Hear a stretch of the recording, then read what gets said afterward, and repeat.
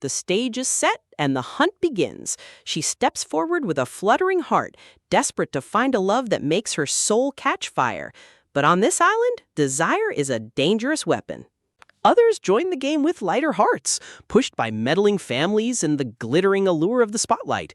They smile, completely blind to the wolves hiding in plain sight. He watches from the sidelines, craving just a taste of that legendary, consuming passion.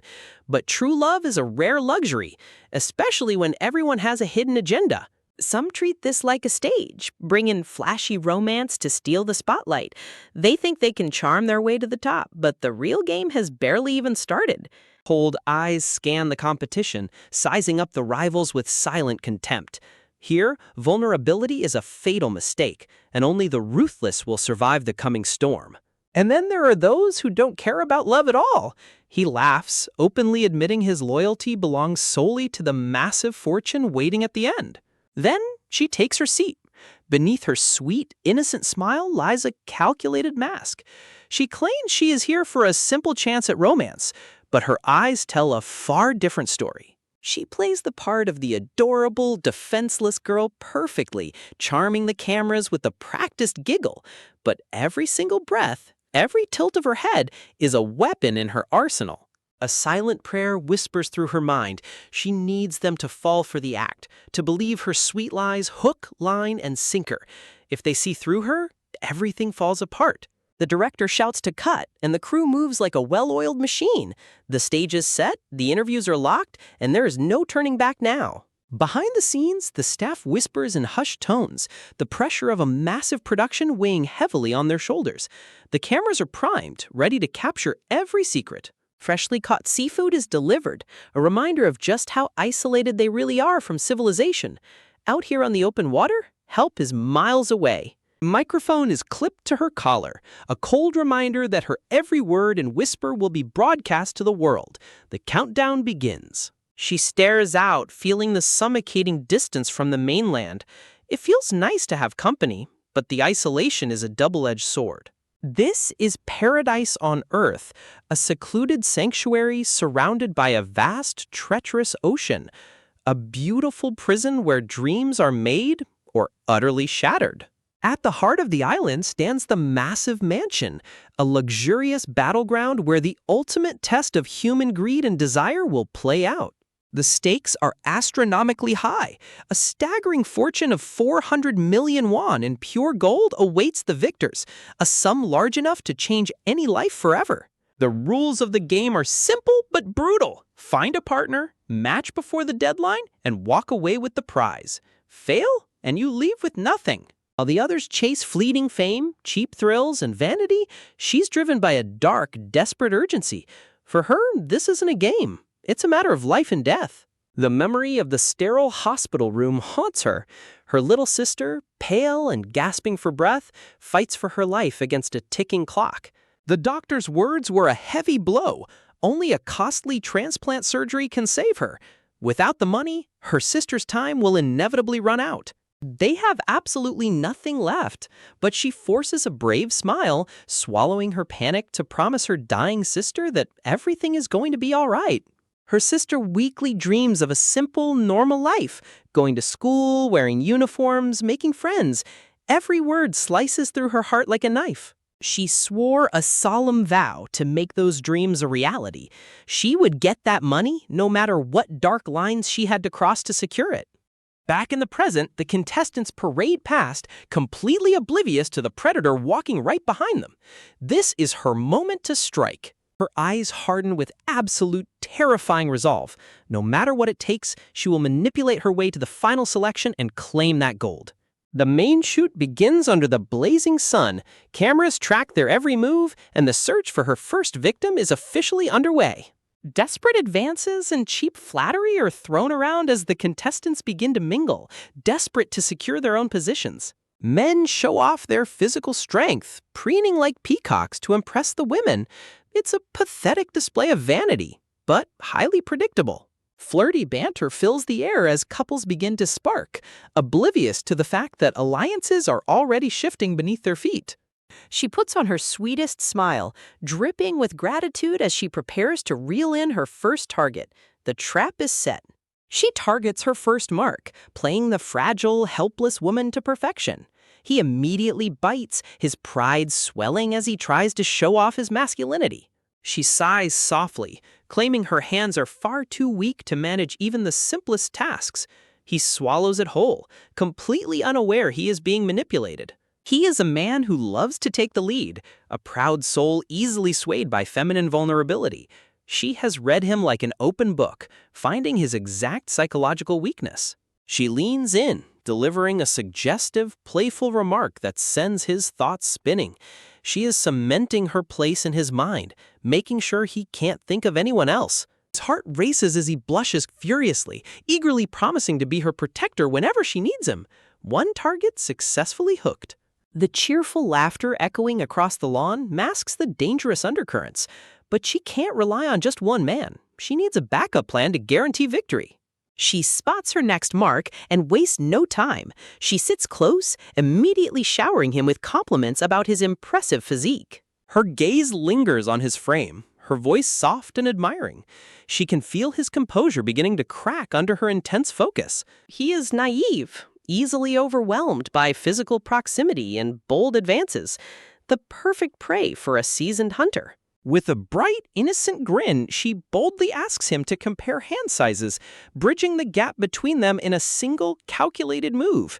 He hesitates, his breath catching in his throat as her sudden boldness completely disarms his defenses. Her soft hand presses flat against his broad palm. The sudden physical contact sends an electric jolt straight through his system. She giggles, marveling at the contrast in their sizes. She makes him feel powerful, feeding his ego while tightening her invisible leash. His face flushes crimson, his mind completely short-circuiting under her touch. He is entirely at her mercy now. She teases him gently, pointing out his intense blush while he stammers in embarrassment. The hook is dug deep, and she has him right where she wants him. But her flawless performance hasn't gone unnoticed. From the shadows, a rival watches with narrowing, suspicious eyes, sensing the threat she poses. Night falls, and the group gathers for dinner, the atmosphere thick with hidden tension and forced laughter as wine glasses clink. Whispered conversations and calculating glances fill the tables. Everyone is trying to read their partners, desperate to secure a match before it's too late. The final countdown is ticking. In this paradise of lies, alliances will be forged and hearts will be broken, and only one woman is prepared to burn it all down to win. The pleasant chatter over lunch should be a relief, but the forced smiles around the table are nothing more than a thin veil for desperate strategies. Every giggle, every casual remark is calculated to draw the eye and lock down a target. Across the lawn, the men play along, their confident smiles masking their own competitive drives as they assess the field. Alliances are shifting in real time, and no one wants to be left behind when the final selection arrives. Some contestants move with practiced grace, their laughter echoing like sweet music to disarm any potential threats. But in this game of survival, a warm smile is often the precursor to a cold-blooded betrayal. While the favorites bask in the attention, those left in the shadows are beginning to feel the agonizing burn of rejection. The brutal reality of the voting system is starting to settle in, turning simple frustration into a poisonous resentment. To have 0 votes at this stage is a devastating blow to the ego, a public humiliation that makes the chest tighten with panic. The desperation to secure a single partner is driving some to the absolute brink of despair. The fear of being cut from the show completely is a suffocating weight, forcing the desperate to realize they must adapt or be ruthlessly discarded. In a competition of popularity, being invisible is a fate worse than death. Minor, petty arguments break out over the slightest things, showing just how frayed everyone's nerves truly are under the pleasant sunshine. Underneath the polite interactions, the atmosphere is rapidly turning toxic. Yet some choose to completely ignore the mounting pressure, finding solace in the luxurious spread of food, as if they have already given up. But even innocence can be a mask for someone waiting to strike from the sidelines. The tension between the tables is palpable, a silent war of glares and hushed whispers that cuts right through the pleasant afternoon breeze. Nobody is truly safe from the judgment of their rivals. Eyes drift toward the center of attention, where a single woman dominates the field, surrounded by eager suitors hanging on her every word. It is an infuriating display of effortless power that breeds instant jealousy. The whispers turn bitter as the rejected look on with narrowing eyes, trying to dissect the secret behind her magnetic pull. In a house full of ambitious players, someone was bound to start looking for dirt. The revelation of her true identity sends a shockwave of realization through the silent observers. She isn't just a regular contestant. She is an active idol playing on a completely different level. The news spreads like wildfire through the whispers, transforming simple jealousy into a burning sense of unfairness. A professional celebrity is a threat of monstrous proportions, capable of stealing the entire spotlight. The search for a target doesn't stop with the idol. Eyes quickly shift to find the next threat, looking for anyone else who might be hiding a dangerous secret. The focus lands squarely on another competitor, a quiet force whose sweet demeanor suddenly feels incredibly suspicious to the desperate onlookers. To the bitter rivals, she is nothing but an ordinary girl playing a dangerous game, someone who doesn't belong in their league but somehow commands undivided attention. The toxic gossip flows freely as they paint her as a calculated manipulator, a woman leading men on with practiced innocence to secure her own victory. The resentment consolidates into a shared hatred, a desperate groupthink that seeks to tear down the frontrunners to save their own failing campaigns. They convince themselves that her beauty is her only shield, ready to band together to break her perfect composure and expose her to the cameras. She feels the venomous stares burning into her back, the hushed murmurs carrying just enough malice to make her blood run cold. Even without hearing the exact words, she knows the knives are being sharpened, and the fragile piece of the island is about to shatter. She forces herself to keep chewing her food, maintaining her innocent facade while her mind races to counter the brewing storm. But before the gossip can turn into a coordinated strike, a sudden shadow falls over the table, cutting the whispers dead in their tracks.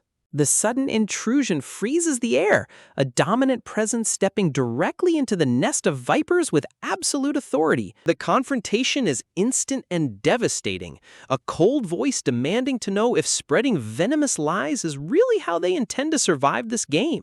The shock of being caught red-handed leaves the gossipers speechless, their faces pale as their petty schemes are laid bare in the open air. They try to stammer out pathetic excuses, but the sheer intensity of the confrontation leaves them utterly powerless to defend themselves. With a dismissive turn, the idol walks away, leaving behind a ruined table and a lingering sense of absolute dread. The sudden explosion of conflict leaves a heavy silence in its wake, forcing everyone to realize just how quickly alliances can crumble. She stares after them, the sudden realization hitting her that the game has officially evolved from a simple dating show into a psychological war zone. She grips her glass tightly, pushing down her rising panic to remind herself of the real reason she is on this island. The mental image of her dying sister in that sterile hospital bed flashes in her mind, a stark reminder that failure means a literal death sentence. She cannot afford to let petty drama distract her. She must keep her targets locked in, ensuring they remain completely loyal to her until the very end. Raising her glass with a sweet, flawless smile, she cements her hold on her marks, completely unaware that a far darker threat is brewing just beyond the horizon. Far from the luxury of the mansion, the ocean itself seems to be shifting, its pristine waters casting dying fish onto the sun-bleached sand. Local wildlife swoops in to claim the easy prey, entirely ignorant of the unnatural rot festering within the lifeless bodies. More and more birds gather, descending upon the shore in a feeding frenzy that feels deeply unsettling against the beautiful backdrop of the island. But as the first predator swallows its catch, it pauses, its sharp eyes clouding with a sudden, unnatural confusion. A violent spasm racks the bird's body, its throat tightening as it struggles to breathe against a sudden, suffocating pressure. Panic sets in as the creature gasps for air, a thick, viscous fluid blocking its throat as the silent poison takes hold. It violently chokes, its wings thrashing against the sand in a desperate, futile struggle for survival that mirrors the horror waiting to unfold. In the shallow waters nearby, more fish thrash violently, their bodies coated in a strange, thick slime as they gasp their final breaths. On a fishing vessel just offshore, the crew hauls in the day's catch, immediately noting the strange, sluggish behavior of the dying fish. The texture is completely wrong. A sticky, unnatural residue coats the scales, clinging to their hands like a toxic glue. When the blade slices through the flesh, the meat doesn't yield like normal seafood. It oozes a thick, viscous slime that coats the steel of the knife. Yet, completely unaware of the poison creeping into the food chain, the crew prepares the meal, dipping the raw flesh into sauce with eager anticipation. They eat heartily on the deck, laughing and sharing stories of the wealthy young socialites filming their silly games on the island. They joke about their own youth, completely blind to the silent killer currently traveling down their throats. But the laughter dies instantly as a sudden, heavy silence falls over the deck, a chilling realization washing over the crew. One by one, they begin to clutch their throats, their eyes wide with terror as the parasitic rot takes hold, sealing their fate on the isolated sea. Transitioning from the horrific fate of the fishing crew, a frantic call rings out across the silent waves as their vessel drifts aimlessly into the horizon. The distress signal fades into the static, leaving behind a chilling silence that no one is left to hear. Below the glistening, sun-drenched surface of the ocean, a dark and insidious poison begins to drift toward the pristine shores of the secluded island. The beautiful, sparkling water masks a creeping nightmare that is about to disrupt paradise. On the surface, the island remains a breathtaking sanctuary, a literal paradise on Earth where early spring warmth lingers all year round and vibrant flowers bloom in abundance. But this beautiful scenery is merely a stage for a ruthless game of deception. The true motivation behind every forced smile and calculated gaze rests in the blinding glitter of pure gold. A massive fortune of 400 million won awaits the winners, fueling a desperate greed that is about to tear these contestants apart. The rules of this psychological battle are simple but devastating. The prize money will be divided only among the successful couples who manage to survive the final match. Failure to secure a partner means leaving empty-handed, driving everyone to the absolute brink of desperation. As the seventh day of filming begins at the luxurious mansion, the pressure reaches a boiling point, forcing hidden alliances and treacherous schemes to finally crawl out into the light. In the quiet corners of the estate, an insidious plot is already underway as a calculating player whispers sweet promises to his partner, pledging to sabotage the other girls to ensure their own victory. Behind his charming facade lies Dak Go-hoon, a notorious internet celebrity whose entire existence is driven by an insatiable money-obsessed greed. He views this show not as a romance, but as a high-stakes transaction where people are merely pawns. He spins a web of sweet lies under the shade of the patio, easily disarming the doubts of his naive partner while keeping his true, predatory eyes fixed on the bigger picture. But his flawless performance hasn't gone unnoticed. From a distance, a silent observer watches him with calculating eyes, instantly recognizing the dangerous two-timing game he is playing with multiple women. She analyzes the playing field, noting how the active idol, Kyung-so, easily commands the undivided attention of multiple desperate suitors who are eager to lock down a high-profile match. Meanwhile, other couples have already solidified their bonds, projecting an aura of absolute certainty that makes them feel like a confirmed match before the final test even begins. With only 4 expected final couples remaining, the margin for error has shrunk to 0, leaving the unaligned contestants in a state of suffocating panic. Clutching her coffee cup as her mind races with cold calculations, she realizes that the final test is the ultimate key, and her own massive payout of 50 million won hangs entirely in the balance. She must act fast and make her definitive move, forced to choose between her 2 primary targets, Ban Seon-woo and Jao Gyu-mil, to secure her survival in this ruthless competition. Outside, the fake laughter of the other contestants echoes over the pool, a hollow display of forced joy designed to project confidence while masking their deepest insecurities. In the lounge, the toxic flirting continues as Dak Go-hoon continues to play his dangerous game, entirely unaware that his double life is being systematically dismantled by a far cleverer player. Forcing a sweet, radiant smile onto her face, she prepares to execute her next move, ready to charm her target and lock down her safety. Stepping into the kitchen, she corners her mark, Ban Seon-woo, using playful banter to pry into his mysterious background while assessing his potential as her final partner. With a bold, sudden touch to his back, she deliberately breaches his physical defenses, sending a calculated shockwave through his composure to assert her control. His face flushes crimson as he looks down at her, his mind completely short-circuiting under her sudden proximity as she whispers that his background doesn't matter to her. She presses her advantage, batting her eyes innocently to deepen the hook, convinced that Xianwu might be the perfect, easily manipulated pawn for her victory. But her perfect moment is suddenly shattered as a loud, unwelcome voice bursts into the kitchen, bringing an abrupt end to their intimate conversation. It is Go Mi-hyun, a volatile competitor notorious for falling in love instantly and pursuing Xianwu with a desperate, suffocating intensity. She watches the intruder with a tightening smile, a cold sweat breaking out as she realizes just how dangerously unhinged her rival's obsession truly is. Without a shred of hesitation, Mi-hyun forcefully pushes past her, dragging Xianwu away for a swim and leaving her standing alone in the kitchen with a ruined plan.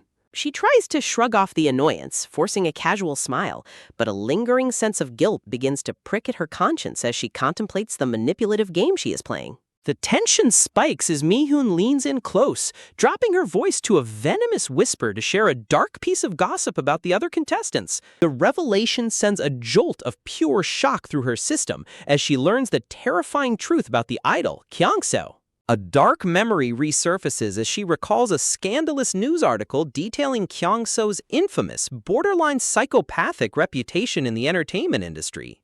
Behind her flawless stage presence, the idol was rumored to be a deeply jealous manipulator who ruthlessly kept her own group members in check through fear and intimidation.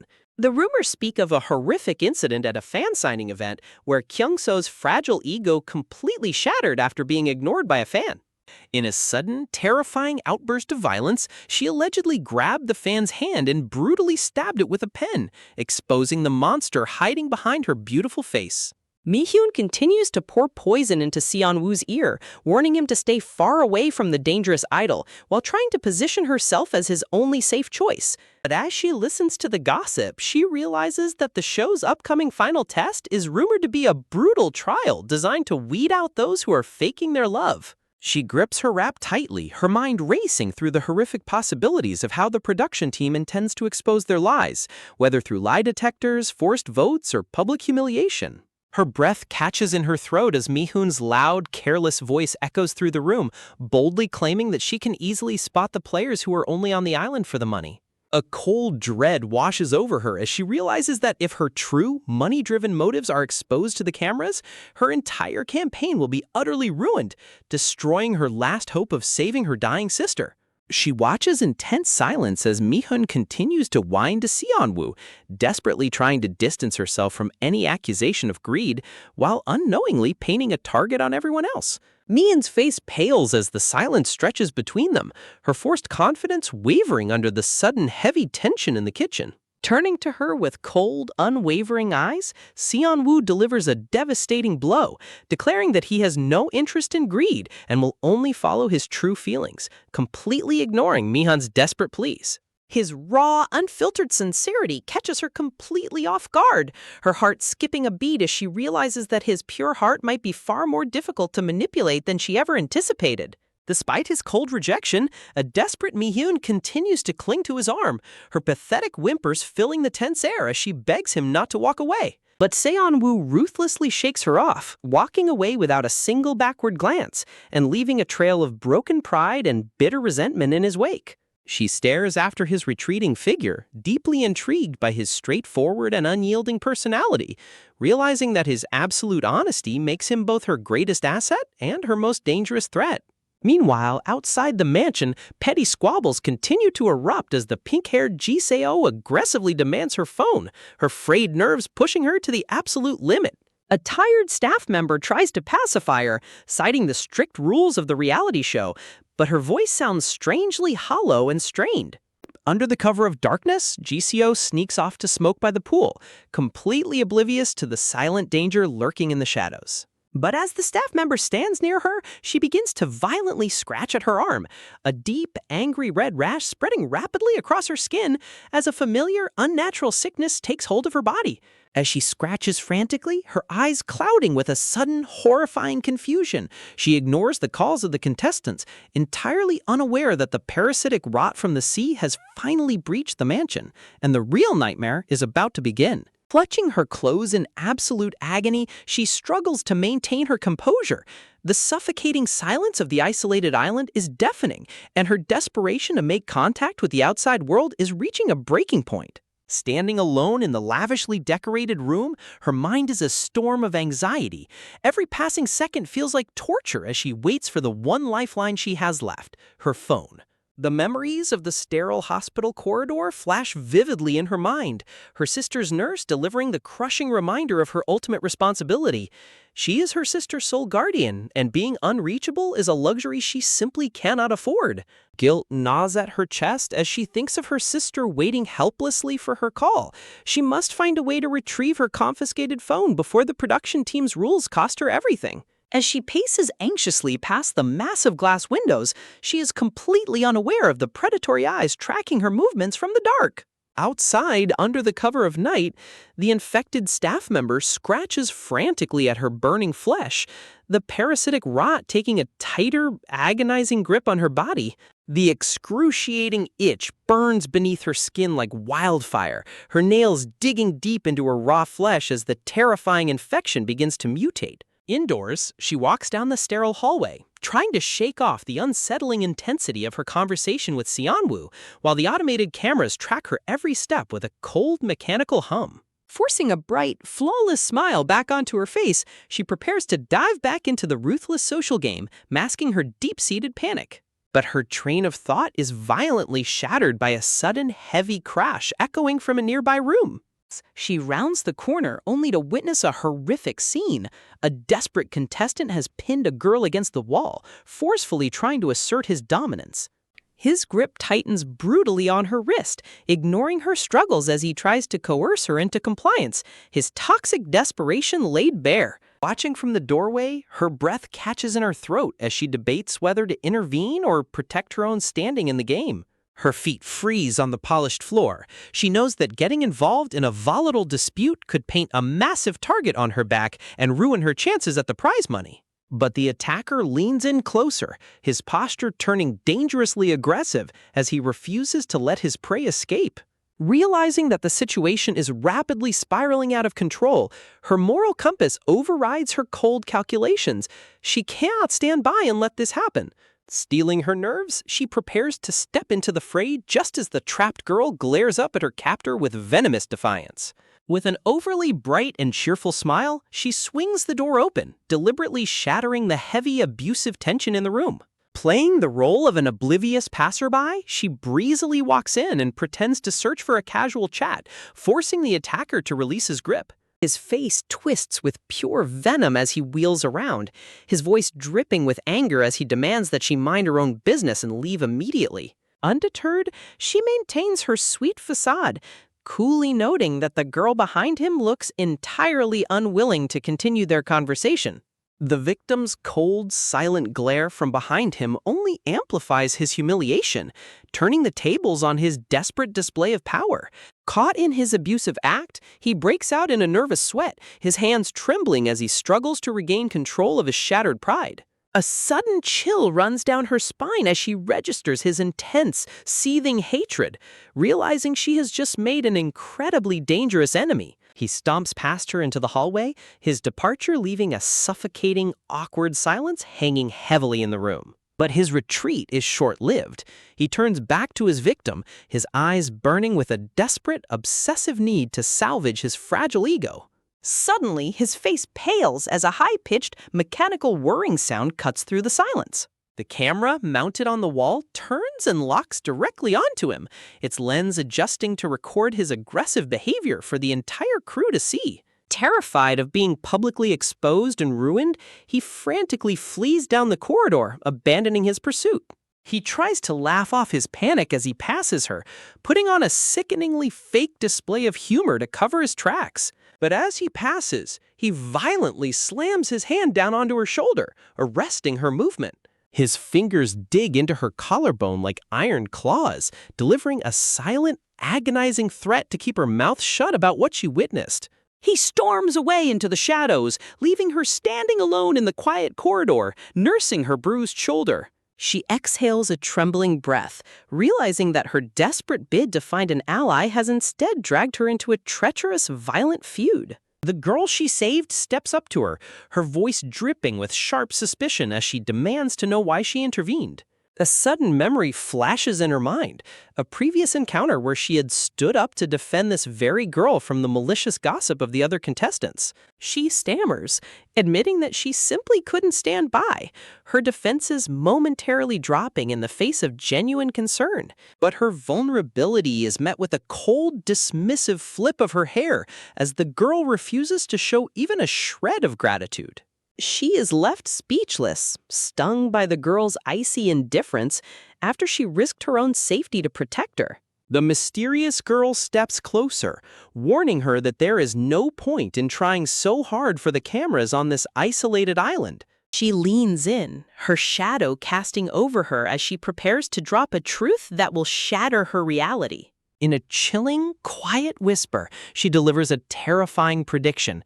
This entire show is going to fail anyway. The words hang in the air like a death sentence, sending a wave of absolute dread washing over her. Unbeknownst to them, deep inside the dark control room, the broadcast crew lies slumped over their desks, their lives silently snuffed out by the parasitic nightmare. The horrific warning echoes in the empty hallway, a grim prophecy of the terror that is already creeping through the mansion. With a cold shrug, the girl turns and walks away, leaving her stranded in a maze of terrifying questions. She stares down the empty corridor, completely unable to decipher the true, sinister nature of the person she just tried to save. A sudden realization strikes her like a physical blow. Her phone is gone, left behind in the chaos. Behind closed doors, a lock clicks into place with chilling finality as the mysterious girl slips away. Standing alone in the dim light, the girl stares down at the stolen phone, ready to unlock a secret that could tear the entire game apart. Orem moves quickly down the stairs, her mind racing as she tries to track down the youngest staff member. She was supposed to be by the pool, but the chilling radio silence suggests something is terribly wrong. Suddenly, a sharp, metallic clang echoes from the direction of the kitchen, freezing her mid-step. Inside the dim kitchen, the young staff member is hyperventilating, desperately stuffing handfuls of ice into her mouth to quench an agonizing internal fire.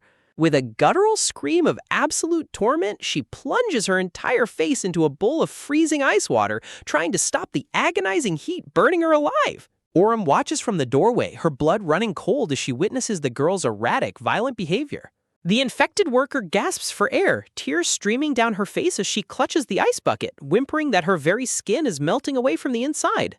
Out on the terrace, the oblivious contestants lounge under the night sky, complaining about the sudden delays and wondering if the production team has a massive surprise in store for them. Their idle chatter is abruptly cut short by a frantic, heavy thudding sound coming from the glass doors. The infected staff member bursts through the doorway, sprinting blindly past them in a state of pure, unadulterated madness. Her bare feet leave a trail of strange, glistening slime on the deck as she charges forward, throwing herself directly toward the edge of the deep water. With a violent splash, her body breaks the surface of the pool, plunging into the dark, rippling water. The contestants stand frozen in complete disbelief, staring at the ripples as they struggle to understand what they just witnessed. A heavy, suffocating silence grips the crowd, the initial confusion rapidly morphing into a cold, creeping dread.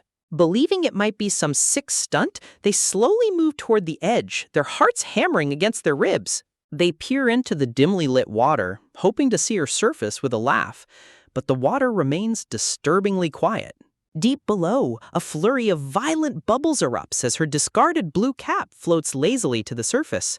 Suddenly, her limp body floats to the top, face down and completely motionless, triggering a deafening scream of absolute terror from the deck. Hearing the chaotic shrieks from the villa, Orem rushes toward the exit, her instincts screaming that the nightmare has finally breached the mansion. The panicked contestants desperately drag the soaking, lifeless body out of the water and lay her flat on the cold deck. As one of the girls reaches down to help, she recoils in horror, her fingers coated in a strange, thick, incredibly sticky secretion. She falls backward in pure panic, pointing a trembling hand at the victim as she screams in utter revulsion. The victim's face is a horrific sight, swollen, glistening with sweat, and covered in a dense, unnatural rash of angry red blisters. The onlookers gag and back away, the sheer grotesque nature of the infection sending shockwaves of disgust through the group. Stealing his nerves, a male contestant kneels beside her, his hands shaking violently as he reaches for her pulse. He looks up at the horrified crowd, his face completely pale as he delivers the devastating news that she is no longer breathing. Hysterical cries pierce the night air, the contestants' realization of a sudden death on set, shattering any remaining sense of security. Panic spreads like wildfire, one of the girls breaking down into sobbing, hysterical screams as the reality of the situation hits them. Tempers flare as they scream at each other, desperately demanding that someone check again, refusing to accept that a life has just ended in front of them. A staff member frantically screams into her walkie-talkie, but only static answers back, confirming they are entirely cut off from the main office. In a desperate bid for sanity, a contestant laughs nervously, claiming it must be a hidden camera prank, but the staff member's tearful denial crushes their last hope. Orim joins the crowd, her gaze locking onto the dead girl as she realizes this is no game. The isolation of the island has become their tomb. She looks up and notices the security cameras mounted on the walls are frozen, all pointing in dead, useless directions. Cold sweat drips down her neck as she realizes the cameras stopped recording long ago, meaning no one outside knows they are dying. A sudden, terrifying memory flashes in her mind. She remembers seeing the other staff members scratching at their skin just yesterday. The image of their raw, bloodied necks burns into her mind, making her realize the infection has already spread to almost everyone running the show. The horrific truth hits her like a physical blow. The entire production crew is likely already dead or infected. Desperate to save her, the male contestant prepares to administer CPR, leaning down to begin chest compressions. But a firm hand suddenly grabs his shoulder, a calm, authoritative voice ordering him to step back immediately. Orium gasps, startled by the unexpected arrival of the mysterious gray-haired man stepping into the center of the panic. He stands over the body with an icy, unshakable calm, warning the crowd that touching her is a death sentence. Pulling a pair of tight medical gloves over his hands, he explains that the blisters are either a highly lethal poison or a fiercely contagious plague. He introduces himself as Henry, a professional veterinarian, his clinical demeanor instantly commanding the chaotic doc. The panicked contestant quickly steps aside, allowing Henry to kneel beside the bloated, lifeless body. Henry looks down with a grim, intensely focused expression, his trained eyes scanning the gruesome mutations taking over her skin. He sharply questions the weeping staff member, demanding to know if the victim showed any symptoms like coughing or fever earlier in the day. Hearing the word epidemic, the remaining contestants begin to lose their minds, desperately urging everyone to retreat inside the villa before they catch it. A male contestant tries to guide the quiet Kyung-so away, warning her that staying near the pool is incredibly dangerous. But Kyung-so only looks back with a cold, piercing glare, completely unfazed by the gruesome tragedy unfolding before her. Seon-woo quickly approaches Orium, his voice thick with genuine concern as he asks if she is all right after witnessing such a horror. Orium slowly turns to look at him, her heart pounding with a terrifying realization. The game is over, and the fight for survival has just begun. Ordering G-Mill to quickly alert the rest of the crew, the male contestant tries to take charge of the descending chaos, unaware that the danger is already closer than they think. As GML turns to run, a staggering, shadow-like figure catches the group's attention, the familiar staff uniform sending a fresh spike of dread through their veins. Jaeon sprints forward to catch the falling worker, her instincts screaming that they cannot afford to lose another life. Together with Gamel, she supports the hyperventilating girl, desperately trying to calm her erratic breathing as the oppressive tension around the pool reaches a boiling point. Watching from a safe distance, the other contestants whisper in rising disbelief, wondering if they are overreacting to what might just be a passing spell of exhaustion. But the chilling truth haunts the male contestant's mind. He had felt her pulse stop completely, making this sudden, staggering revival defy every law of science. The orange-haired girl stares in stunned silence, her chest tightening as the bizarre sequence of events begins to paint a much more terrifying picture. Her eyes widen in primal fear as a deep, instinctual warning echoes in her mind. Something is deeply, horribly wrong with the girl standing right before them. Trying to soothe her, Guillemil gently takes her arm and urges her to sit down, entirely blind to the grotesque metamorphosis taking place beneath her skin. But as his hand pulls away, a thick, viscous, glistening slime stretches between their skin, sealing their fate in a silent, horrific instant. Guillemil freezes in absolute shock, his breath catching in his throat as the girl's eyes snap open, burning with a bloodthirsty, predatory red glare. With a guttural, bone-chilling roar, the infected worker opens her mouth wide, unleashing a wave of pure madness directly into his face. In that split second, a tragic memory flashes through Guillemil's mind, a quiet reflection on how easily his heart had been stolen on this cursed island. He remembers the gentle warmth of the orange-haired girl sitting near him, her presence the only bright light in this grueling game. The memory of her soft voice calling him her ideal type flashes in his mind, a fleeting dream of a beautiful future they would never get to share. He recalls her sweet, blushing confession about wanting to take him on her very first date, her innocent hope cutting through his final moments.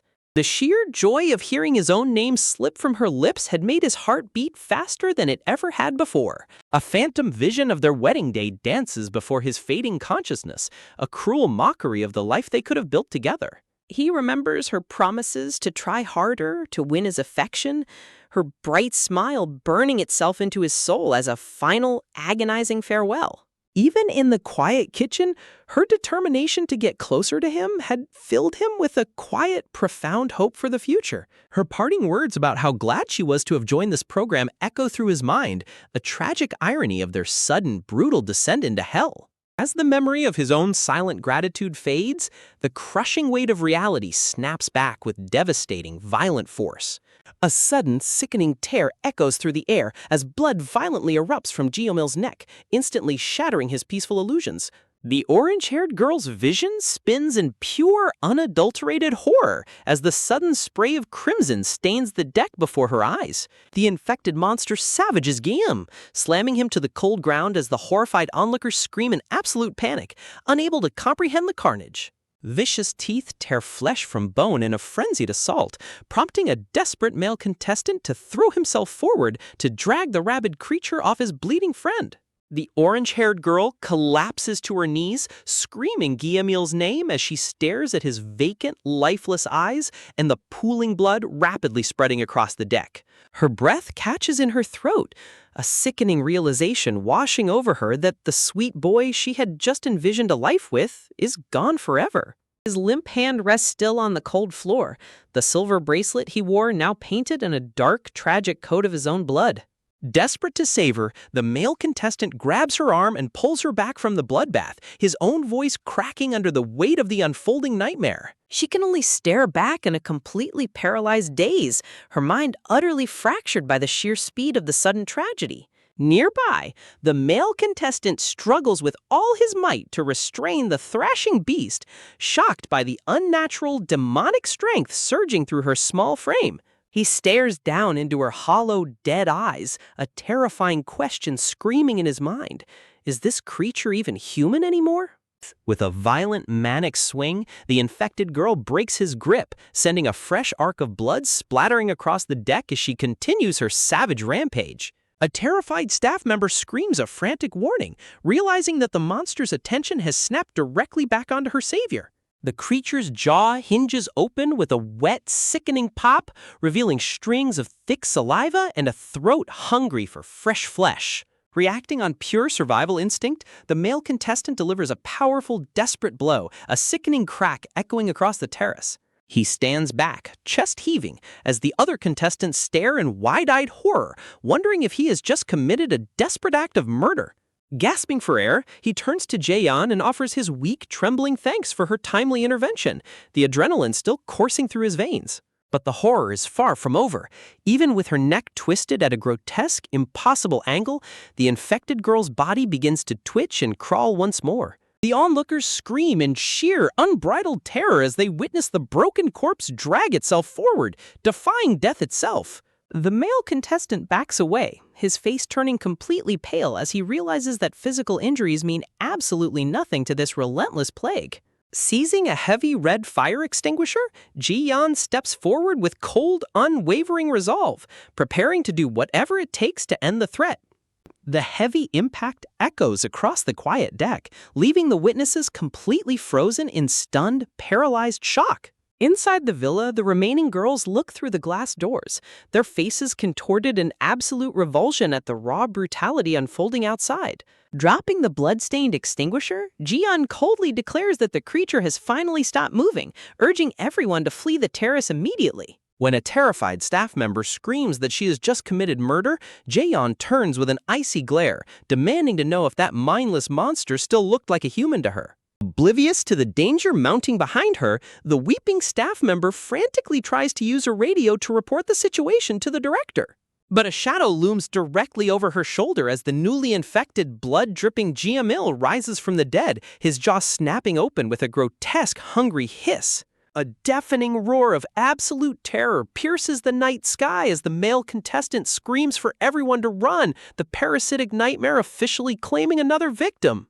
Absolute panic erupts on the terrace as desperate footsteps scramble across the floor, the chilling echo of screams filling the night air. Terrified out of his mind, the fleeing contestant runs for his life, his heavy, ragged breathing matching the frantic pace of his pounding heart. But in the middle of the stampede, Kyung-seo remains frozen in place, a dark silhouette against the chaos as someone screams for her to run before it's too late. Stumbling through the shadows of the pool, the newly risen infected twitch and crawl forward, their bones popping in a grotesque, unnatural rhythm. The fleeing contestant gasps as he glances back, paralyzed by the sheer terror of the unstoppable monsters closing in from behind.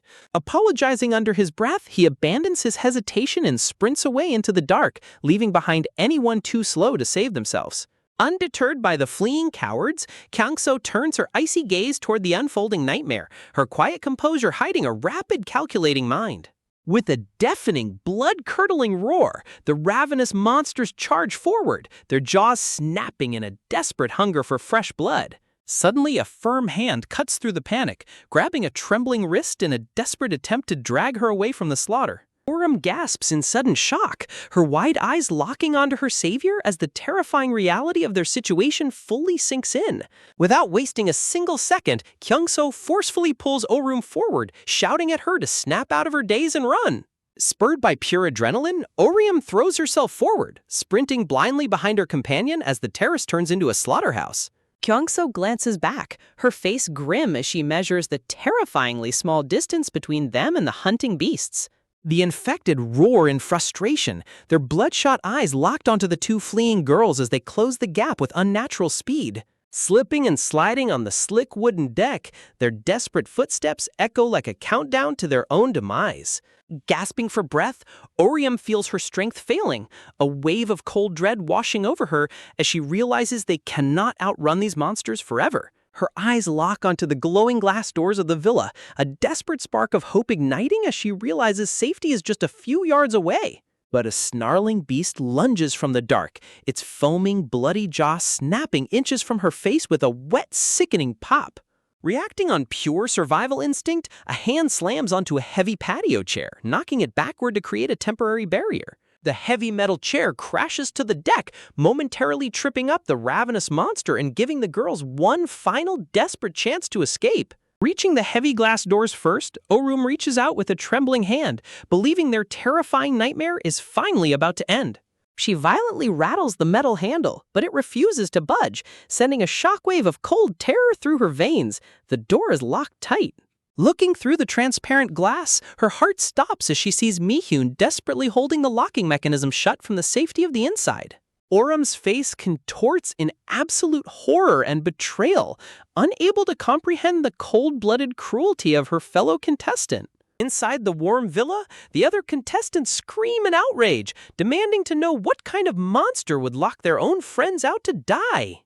But Mihan's face is a mask of hysterical pale terror as she shrieks back that only those who can survive have the right to live. A horrified female contestant steps forward, begging Mi-hyun to open the door as the helpless girls bang desperately on the glass outside.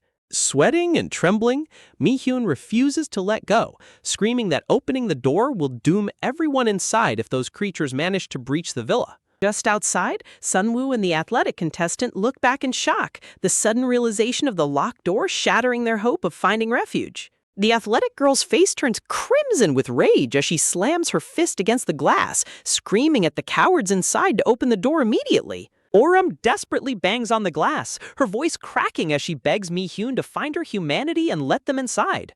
Inside, the male contestant in the floral shirt points a trembling finger, warning everyone not to dare touch that door if they want to live. Staring at the unfolding betrayal, the remaining contestants can only watch in paralyzed silence, their minds fractured by the cruel survival game playing out before them.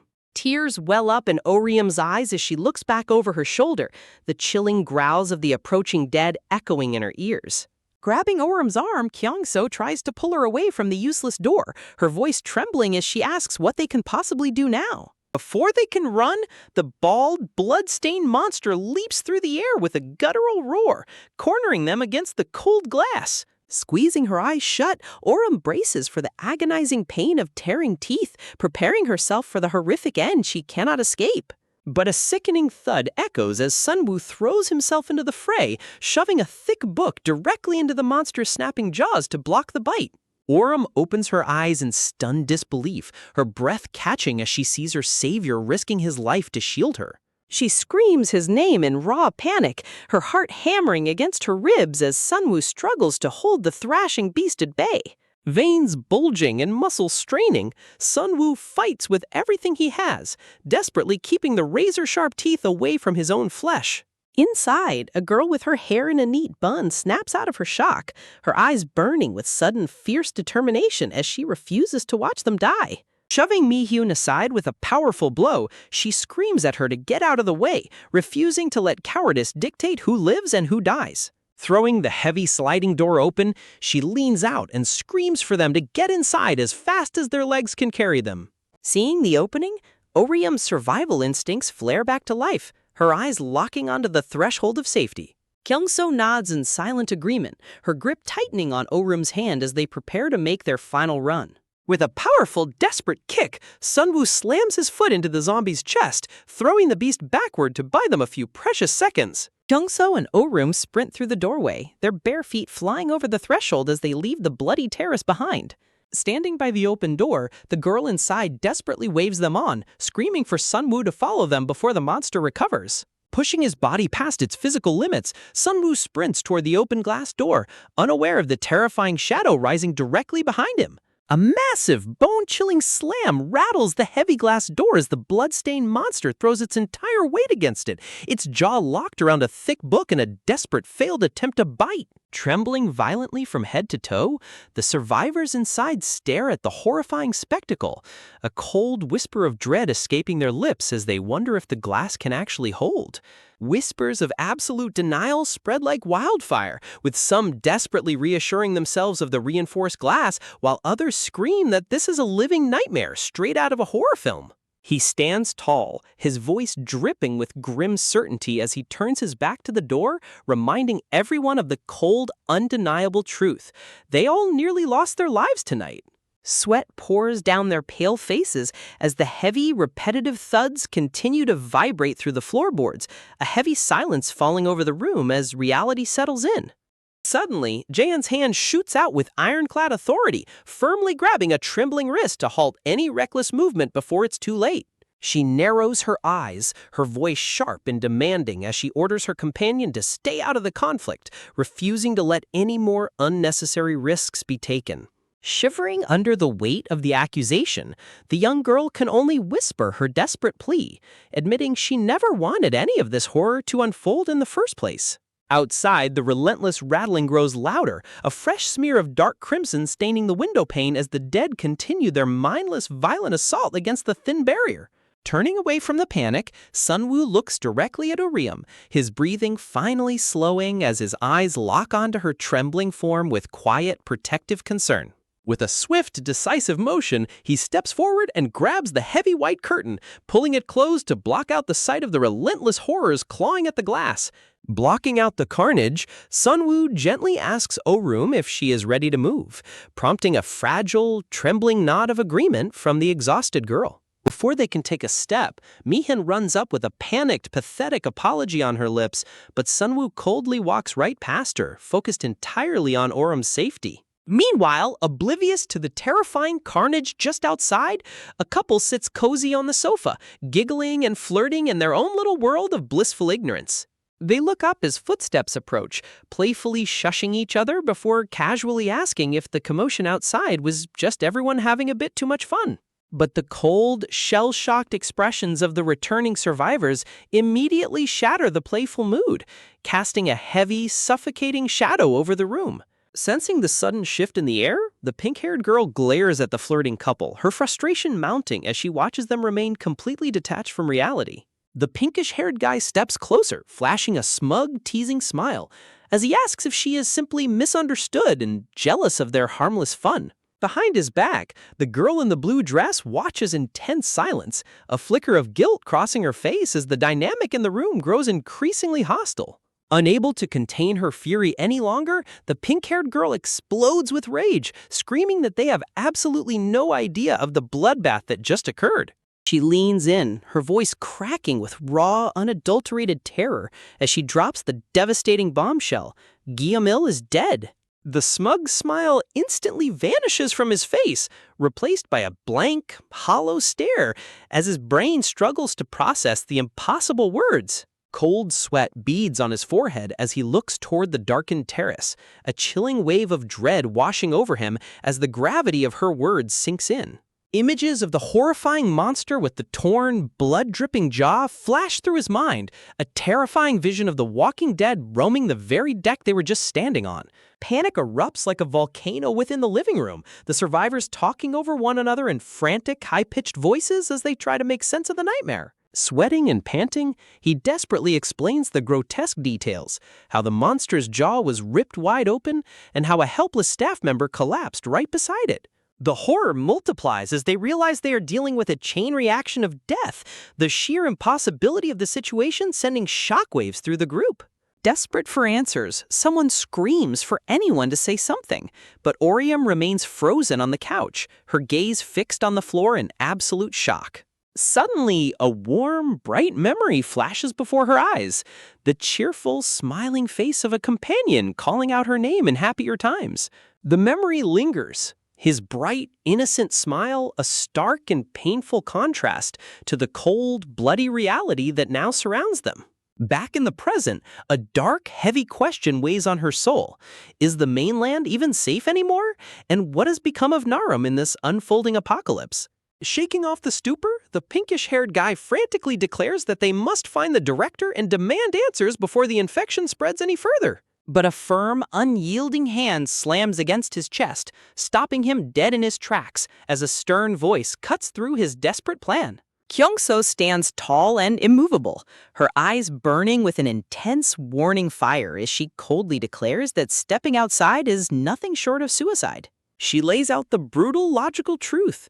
If the production crew were still alive, they would have been monitoring the feeds and rushed to rescue them long ago.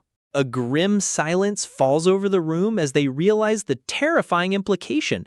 The entire production team has likely been slaughtered, reduced to a pile of lifeless, bloody corpses in the dark. The horrifying truth hits her like a physical blow, her hands clutching a pillow tightly as she desperately asks what they can possibly do now that they are entirely on their own. Turning her freezing gaze toward the couch, Kyung-so delivers a heartless, shocking ultimatum demanding that Go-myeon pack up and leave the villa immediately. Mi-hyun's jaw drops in utter disbelief, her eyes widening in pure, trembling shock at the sudden betrayal of her own group. But Kyung-so doesn't flinch, her expression remaining a mask of pure, calculating ice. devoid of any sympathy or hesitation. She stares down the coward with absolute contempt, her silent, piercing look conveying a sentence of death to the one who tried to lock them out. Hysteria takes hold of Mihyun as she shrieks in outrage, asking if they have lost their minds by sending her out to die, desperately trying to justify her actions of locking the door. Kyungso steps forward, her voice low and dangerous as she demands a sincere, humiliating apology, reminding her that her cowardice nearly got several people killed. The other girls chime in with angry agreements, calling out the sheer cruelty of her actions and refusing to let her escape accountability for her betrayal.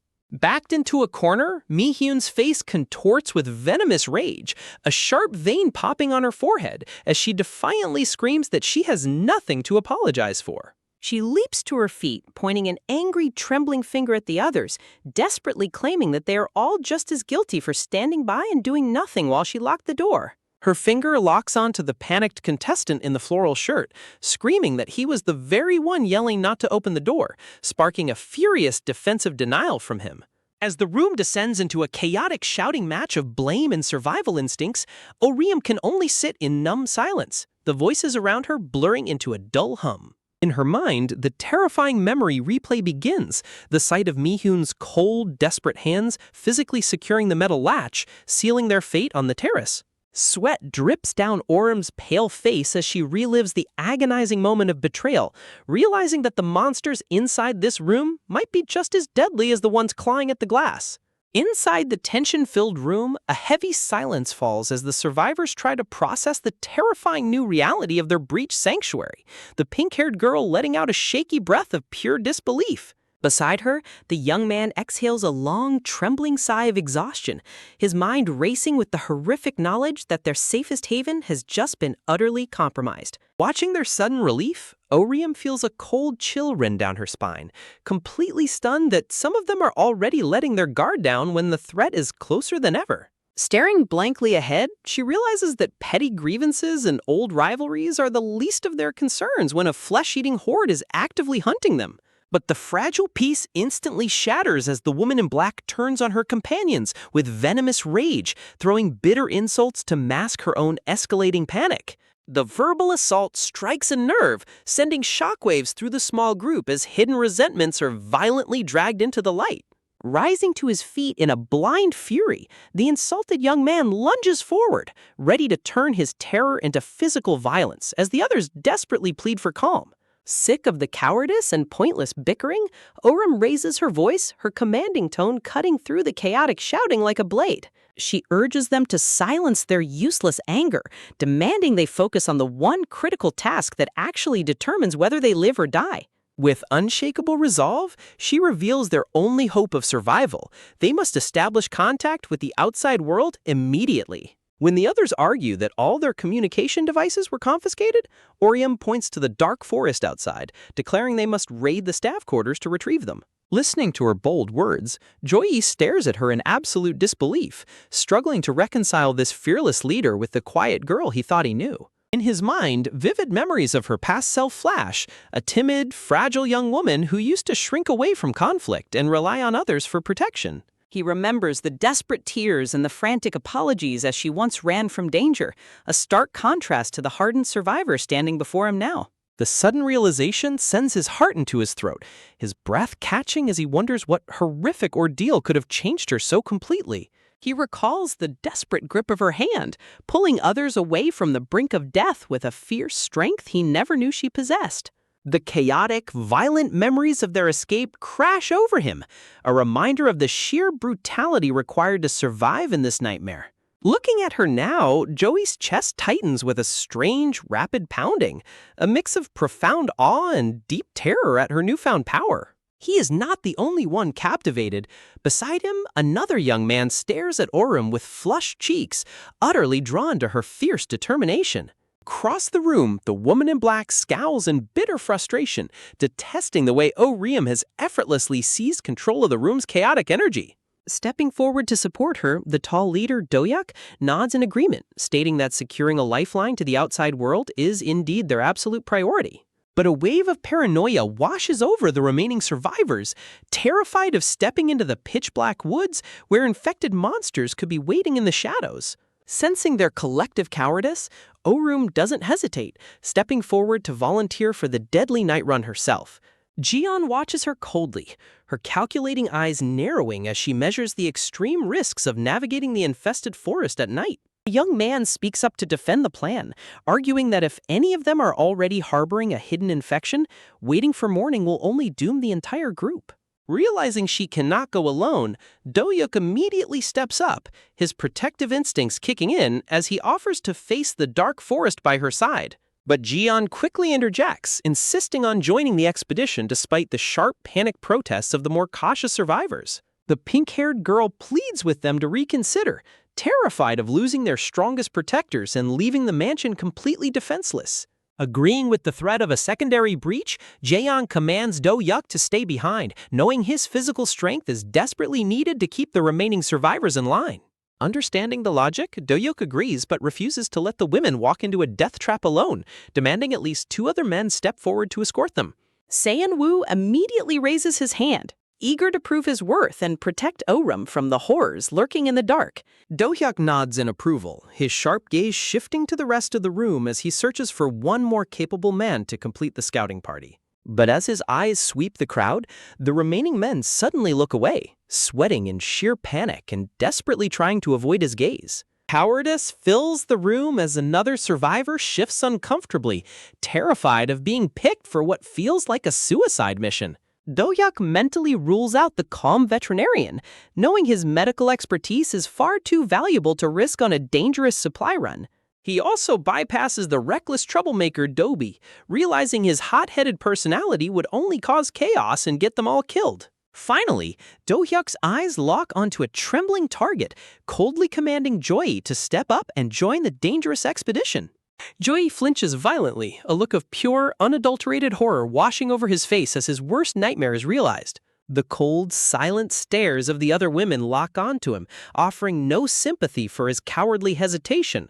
Even Orum looks at him with a silent, heavy expectation, leaving him with absolutely no room to escape his fate.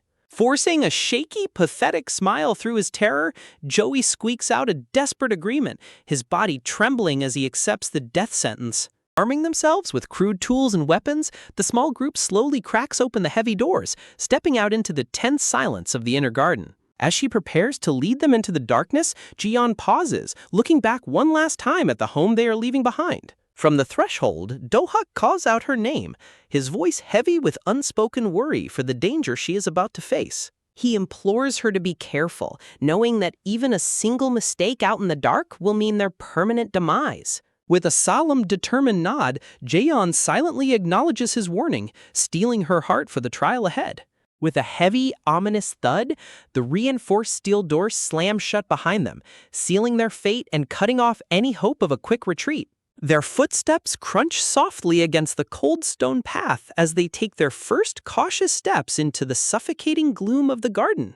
Joey clutches his makeshift weapon with white-knuckled desperation, his teeth chattering as his mind paints vivid pictures of the monsters waiting in the trees. Watching him fall apart beside her, Orium can only pray they will all survive the night, while ahead, Jian spots a sudden movement in the shadows and whispers a final, chilling warning. Armed with makeshift weapons and gripping whatever they can find, the small group steps beyond the threshold of the gate, their hearts pounding in the oppressive, heavy darkness of the compound. Scanning the empty space, their leader exhales a shaky breath, whispering a silent prayer that they might have actually escaped the worst-case scenario. But the darkness is absolute, a suffocating blanket that blinds them completely and sends a violent, uncontrollable tremor racing through his companion's body. Desperation takes over as trembling hands fumble blindly for a flashlight, a frantic race against the creeping shadows closing in on them. Suddenly, a firm hand grips his wrist, halting his movement in an instant as a sharp whisper cuts through the air, warning him to freeze. Blood runs cold as a wet, guttural rasp echoes from the dark, the unmistakable sound of death itself breathing just feet away from where they stand. Slowly turning, his eyes lock onto a horrifying nightmare, a blood-drenched, torn face staring back at him from the dark, ready to tear them apart. Horror paralyzes the entire group as they realize they are completely surrounded, standing like frozen statues in a sea of wandering, bloodthirsty monsters. A ghastly, blood-stained creature tilts its head, letting out a sickening, bone-chilling groan that vibrates right through their bones. The beast twitches violently, sniffing the air as if sensing the warm, living flesh standing just inches away. Panic screams inside his chest, his eyes widening to the limit as he realizes the monster's blind gaze is turning directly toward him. It steps closer, the gap closing instantly as his mind shrieks in absolute terror, begging for a miracle to stop the impending slaughter. Every second stretches into an eternity, a brutal reminder of the thin line separating survival from a gruesome death in this God-forsaken nightmare. Just as he is about to scream, a tight, reassuring grip squeezes his arm, a silent command to hold his breath and stay absolutely still. Heart hammering against her ribs like a drum, she holds him tight, praying their silence is enough to mask their living souls from the blind horde. The creature's rotten, decaying face is inches from his nose, its hot, foul breath washing over his skin as sweat drips silently down his cheek. With a slow, agonizing shuffle, the beast turns away and vanishes into the dark, leaving them gasping for air in the sudden, miraculous reprieve. The terrifying truth dawns on them. These monsters are blind, and their sense of smell is far weaker than their sharp, lethal hearing. Exchanging a quick, silent nod of understanding, they realize that any sudden noise will seal their doom in an instant. Raising a single finger to his lips, their leader points toward a dark path ahead, urging them to slip away before the horde notices their escape. Step by agonizing step, they creep forward, but the crushing panic is too much for his frayed nerves to bear, his breath hitching in his throat. As the terrifying silhouettes of the dead loom in the background, a sudden wave of sweat makes his hand slip against the cold metal of his weapon. A sharp, metallic ring pierces the silent night as the weapon slips from his fingers, striking the side of a nearby vehicle with a deafening resonance. Instantly, a screaming, flashing car alarm erupts, shattering the silence and lighting up the darkness like a beacon of death. Their faces pale in absolute horror as the blaring alarm acts like a dinner bell, triggering a frenzied, savage roar from the nearby dead.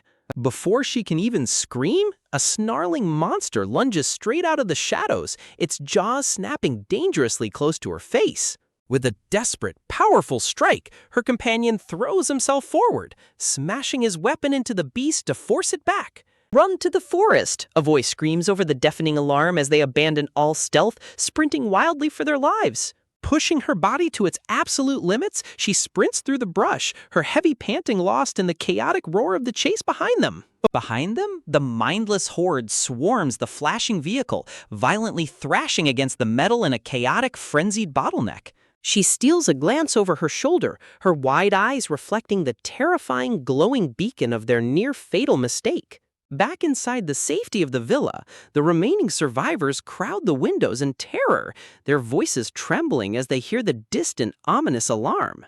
Dread settles heavy in the room as they realize the terrible truth.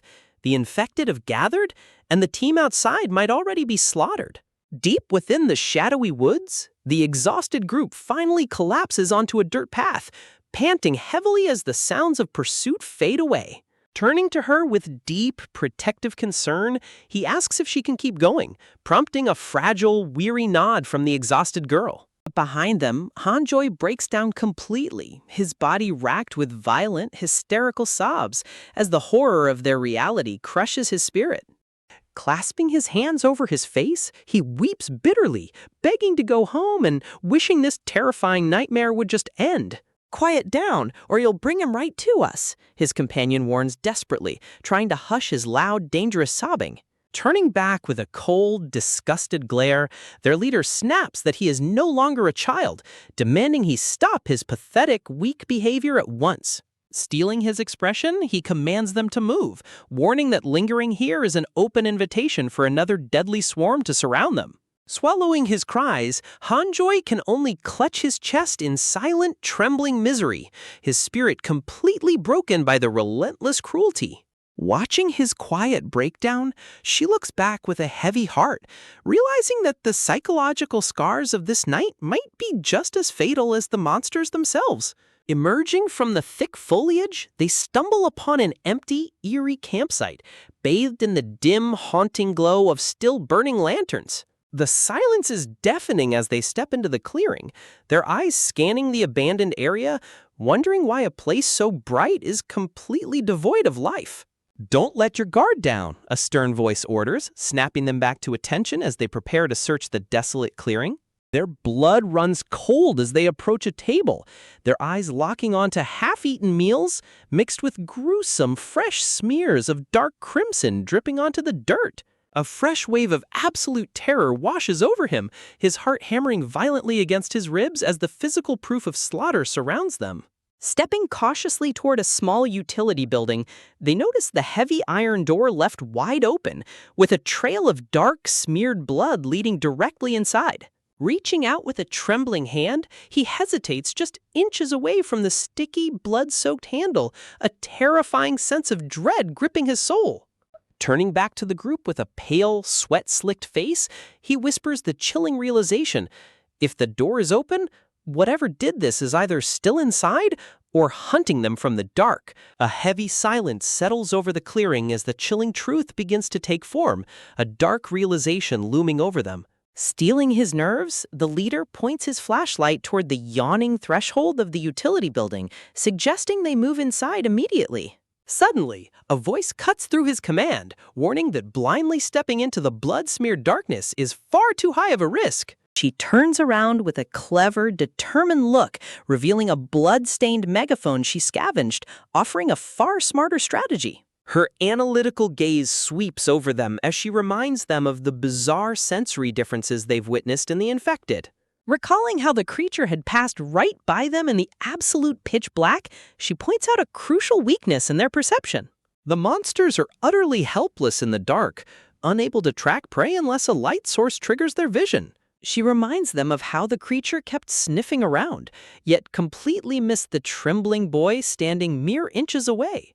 The realization hits the group like a physical blow as they listen to her unpack the monster's deadly limitations. Every single beast had bypassed them entirely, drawn instead to the loud, blaring car alarm and flashing lights in a brainless frenzy. This proves they have virtually no intelligence left, reacting purely and aggressively to the loudest sounds. Intrigued by her sharp deductions, the group's leader looks at her with newfound respect, asking for her plan to exploit this weakness. Pointing toward a towering pine tree nearby, she suggests sending one person up to act as a lookout. If a horde begins to swarm the entrance and trap them, the lookout will use the megaphone to blast a massive, distracting noise. While the mindless horde gathers around the tree in a frenzy, the team inside will easily slip away into the shadows with the salvage phones. The plan is flawless, but the terrifying reality of getting cornered in a dead end still weighs heavily on their minds. They must prepare for a worst-case scenario, knowing that any escape from a dark, enclosed building will inevitably become a chaotic panic. If they run into the infected in those cramped hallways, it will devolve into a brutal, bloody struggle for survival. Suddenly, a frantic voice interrupts her, pleading and volunteering to take the relatively safe tree post instead of going inside. Sweating profusely and visibly shaking, Hanjoy screams in absolute terror that entering that building is a guaranteed death sentence.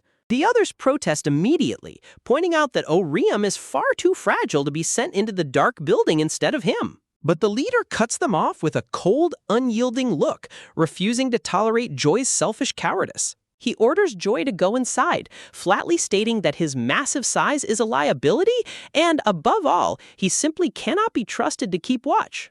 Turning to Orium, the leader gently asks if she can manage the tree climb, offering to help her up if she needs it. Before she can answer, a sudden, desperate shadow lunges forward, violently snatching the megaphone right out of her hand. Shock and horror ripple through the group as they turn to find the thief, demanding to know what he thinks he is doing. Squeezing the plastic handle with white-knuckle desperation, Joy stammers that he is the one who will climb the tree. Tears and sweat stream down his flushed face as a pathetic, terrified hiccup escapes his lips, his sanity pushed to the absolute brink. Shaking violently, he raises the megaphone high, screaming a desperate threat to set off the alarm and condemn them all if they don't let him have his way. The terrifying edge of a broken mind stares back at them, a hysterical, cornered animal willing to tear down everything. Panic seizes the group as they raise their hands, desperately pleading with the hysterical boy to put the megaphone down before he ruins everything. Stepping forward with a calm, reassuring smile, Oram instantly diffuses the tension by agreeing to let Joy take the tree post. She calmly explains that she actually preferred to go inside anyway, gently warning him to stay focused and not do anything reckless. But as the leader watches her surrender the post so easily, his eyes narrow in sharp, suspicious concern. Clutching his chest in overwhelming relief, Joy eagerly nods, promising he can do this as long as he isn't forced into the building. Desperately grabbing her hands, he begs her not to abandon him, his fragile ego clinging to her gentle reassurance. Staring into his tear-filled eyes, Oram can only think of how incredibly fragile the human spirit becomes when faced with absolute terror. Scrambling up the rough bark, Joy secures his position on a high branch, clutching the megaphone like a lifeline as he trembles in the dark canopy. As they turn back toward the heavy iron door, the leader mutters under his breath that her decision was incredibly reckless. He reminds her of how she acted back at the villa, always throwing herself into danger first. Blushing slightly, he complains that she always tries to shoulder everything alone, though her simple thanks quickly silences his grumbling. Stealing her resolve, she looks toward the looming structure, muttering that finding a working phone is their only real shot at surviving this night. With a firm grip on her weapon, she asks if they are ready, taking a deep, steadying breath before stepping over the bloody threshold. The dark, narrow corridor stretches out before them like a tomb, the cold concrete walls painted with chilling splatters of fresh blood. Scanning the oppressive silence with their flashlights, the leader whispers that the hallway seems clear, urging them to search the rooms quickly. Meanwhile, back in the tense sanctuary of the main villa, the remaining survivors gather to piece together the horrifying symptoms of the outbreak. Writing furiously on a notepad, they list the grim realities, how the infected continue to move without a heartbeat, secreting strange mucus and biting aggressively. Another survivor recalls the terrifying sight of the infected staff member, remembering her sweating heavily and muttering about a burning heat. They turn to GCO for more clues, prompting her to describe how the infected woman had been scratching herself in a mad frenzy. As she mentions the grotesque red splotches covering the host's skin, a cold dread freezes the room, a terrifying sign of the infection's true nature. A cold hand slowly rises, desperately scratching at a chest that burns with a terrible phantom heat as a suffocating dread whispers that something is horribly wrong. The scratching turns frantic, fingers clawing at skin in a desperate attempt to deny the terrifying reality taking hold of their body. Pulling the fabric aside with trembling fingers, he stares down in absolute shock as the first undeniable signs of the curse stare back at him. There, painted across his flesh, are the grotesque, angry red splotches, the mark of a monster in the making. Meanwhile, inside the dark utility building, frantic hands tear through drawers and cabinets, desperate to find anything that can connect them to the outside world. Arriving at the very last closed door in the blood-splattered hallway, the group hesitates, their racing hearts pounding against their ribs. Steeling his nerves, the young man gripping the heavy wrench steps forward, whispering a tense warning as he slowly turns the handle. The door swings open to reveal a nightmare scene, an editing room completely trashed, with a body lying motionless in a massive pool of fresh, dark blood. Absolute shock paralyzes the group as they freeze at the threshold, their eyes locking onto the gruesome scene before them. The corpse of the staff member lies perfectly still, bathed in a sickening crimson puddle that has stained the tiled floor. Swallowing their fear, they whisper that the threat has likely been neutralized already, urging each other to stay alert and search the room as fast as possible. Splitting up, they scour the dim, chaotic room, frantically tossing aside binders and papers in a desperate search for a working phone. Trembling fingers search through heavy recording equipment and soundboards, hoping against hope that a device was left behind. But as the seconds tick away, a crushing disappointment settles over her. There are absolutely no phones to be found anywhere in the open. Suddenly, a realization sparks in her mind as she recalls the staff member mentioning that they kept their personal devices in a secure, designated spot. Turning to the heavy metal safe in the corner of the room, she points it out to the others, but a quick inspection reveals it is solidly locked. They try inputting codes related to the show's premiere and filming dates, but with each failed attempt, the realization sets in that cracking the safe is an impossible task. Despair begins to swallow her whole as she stares into the darkness, terrified that she will fail to make contact and save her beloved sister.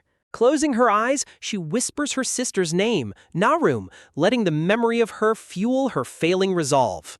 She is the only guardian her sister has left in this cruel world, and failing here means leaving her to a horrifying fate. If she cannot find a way to reach the outside world right now, they are all as good as dead.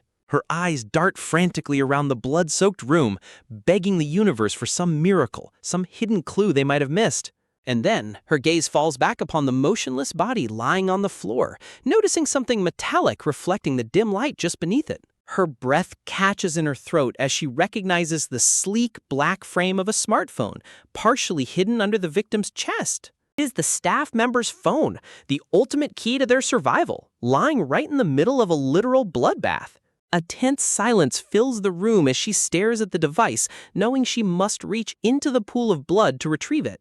Reaching out with a trembling hand, she slowly approaches the corpse, her heart hammering violently in her chest. Her fingers wrap around the cold, sticky glass of the phone, slowly sliding it out from under the heavy body. But just as her grip tightens, a cold, bloody hand violently snaps around her wrist, clamping down with superhuman strength.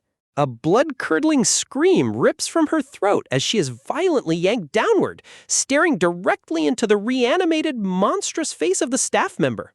The infected woman shrieks with a deafening, inhuman howl, her jaw unhinging as she lunges forward to tear into her flesh. Suddenly, a heavy, blunt force crashes down on the monster's skull, unleashing a sickening crack as dark blood splatters across the floor.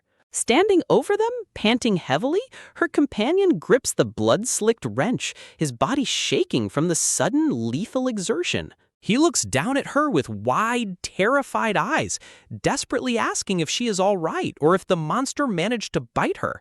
Shaking violently, she is helped to her feet, clutching the precious staff phone tightly in her hand as she whispers her frantic thanks. Stealing her expression, the group's leader warns that they have lingered in this death trap for far too long, demanding they escape immediately. Meanwhile, perched high in the branches of a towering pine tree, Hanjoy clings to the rough bark, clutching the megaphone as his paranoid mind races. Looking down at the swaying branch beneath his feet, a fresh wave of panic hits him as he realizes the wood might be too thin to support his weight.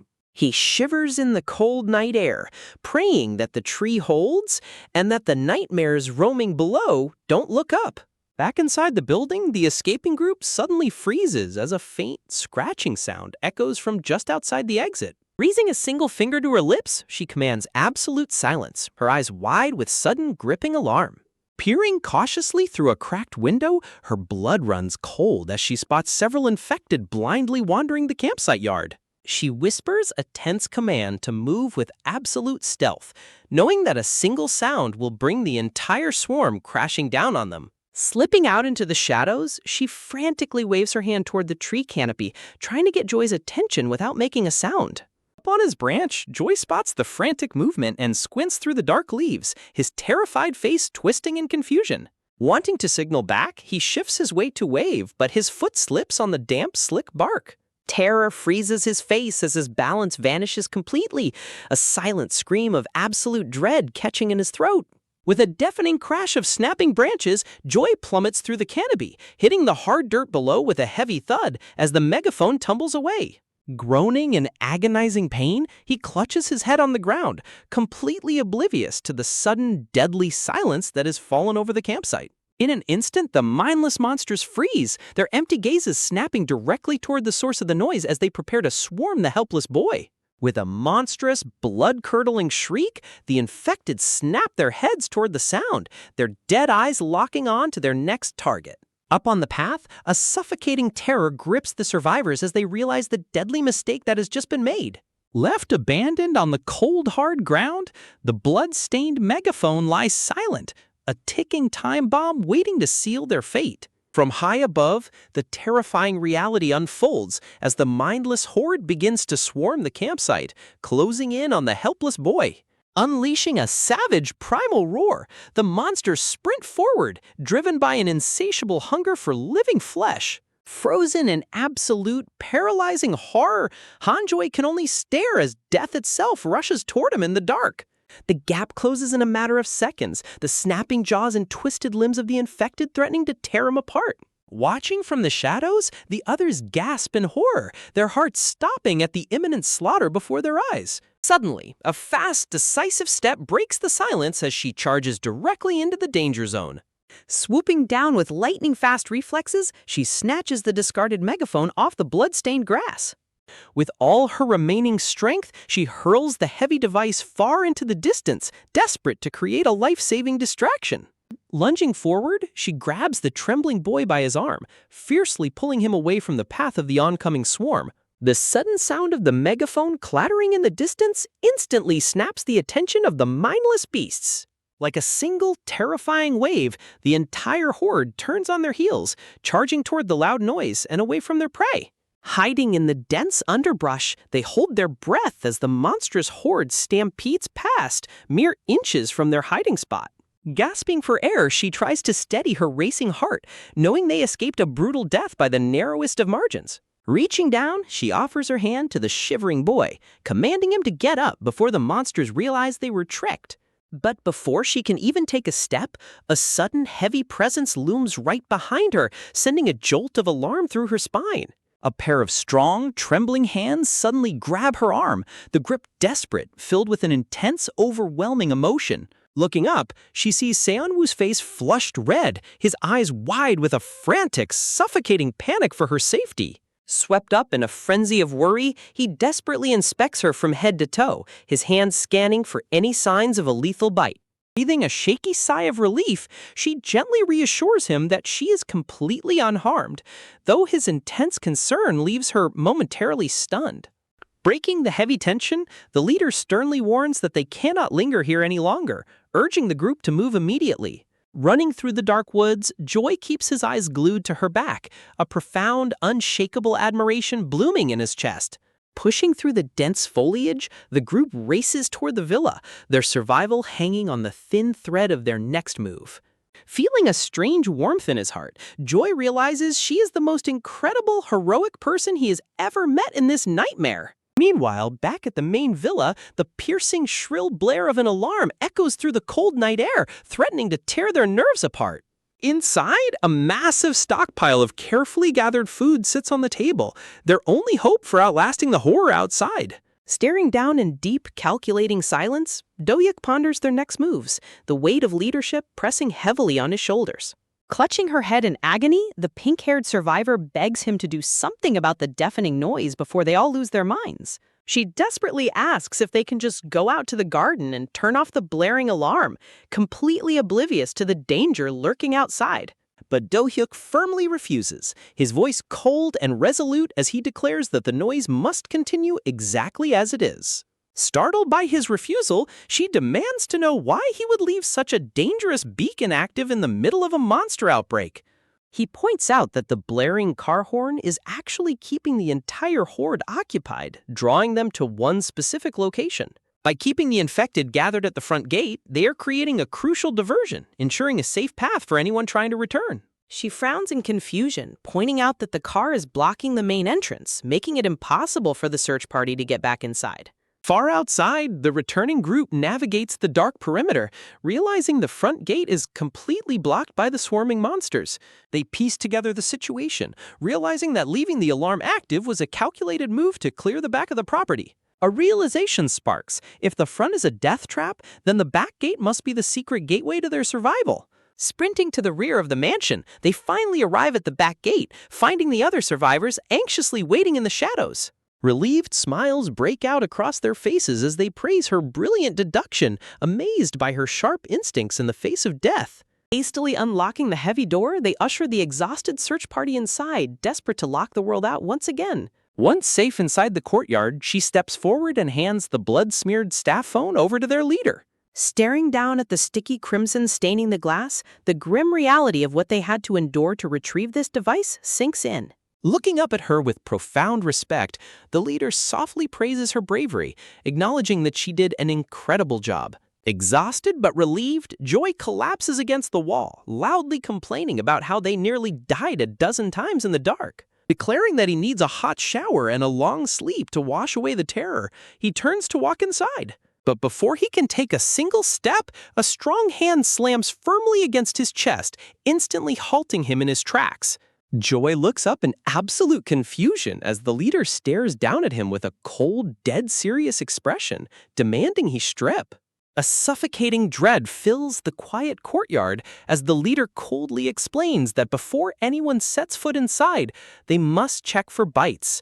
Joy's face contorts with sudden fury, his voice cracking as he demands to know why they are being treated like criminals after risking their lives for the phone. Mi-hyun merely stares back at him, her cold, unyielding gaze cutting through his panic like a blade. Sensing the chilling intensity in her eyes, Joy's anger instantly evaporates, replaced by a cold sweat of pure dread. Without a word, she sheds her jacket to reveal clawed gashes on her arms, coldly asserting that a complete physical inspection is the only way to guarantee their safety. Stepping in to maintain order, Do-hyuk commands the women to follow Mi-hyun to the back for a private examination. Go Mi-hyun narrows her eyes in silent resentment, her face tightening as she reluctantly prepares to conduct the check.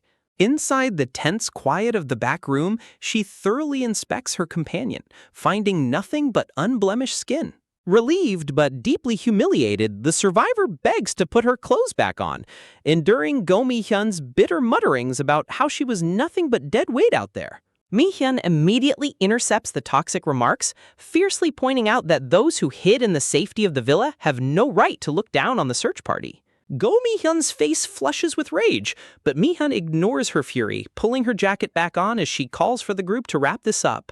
Left trembling with raw humiliation, Go Mi-hyun sneers in absolute disbelief, her pride deeply wounded by the confrontation.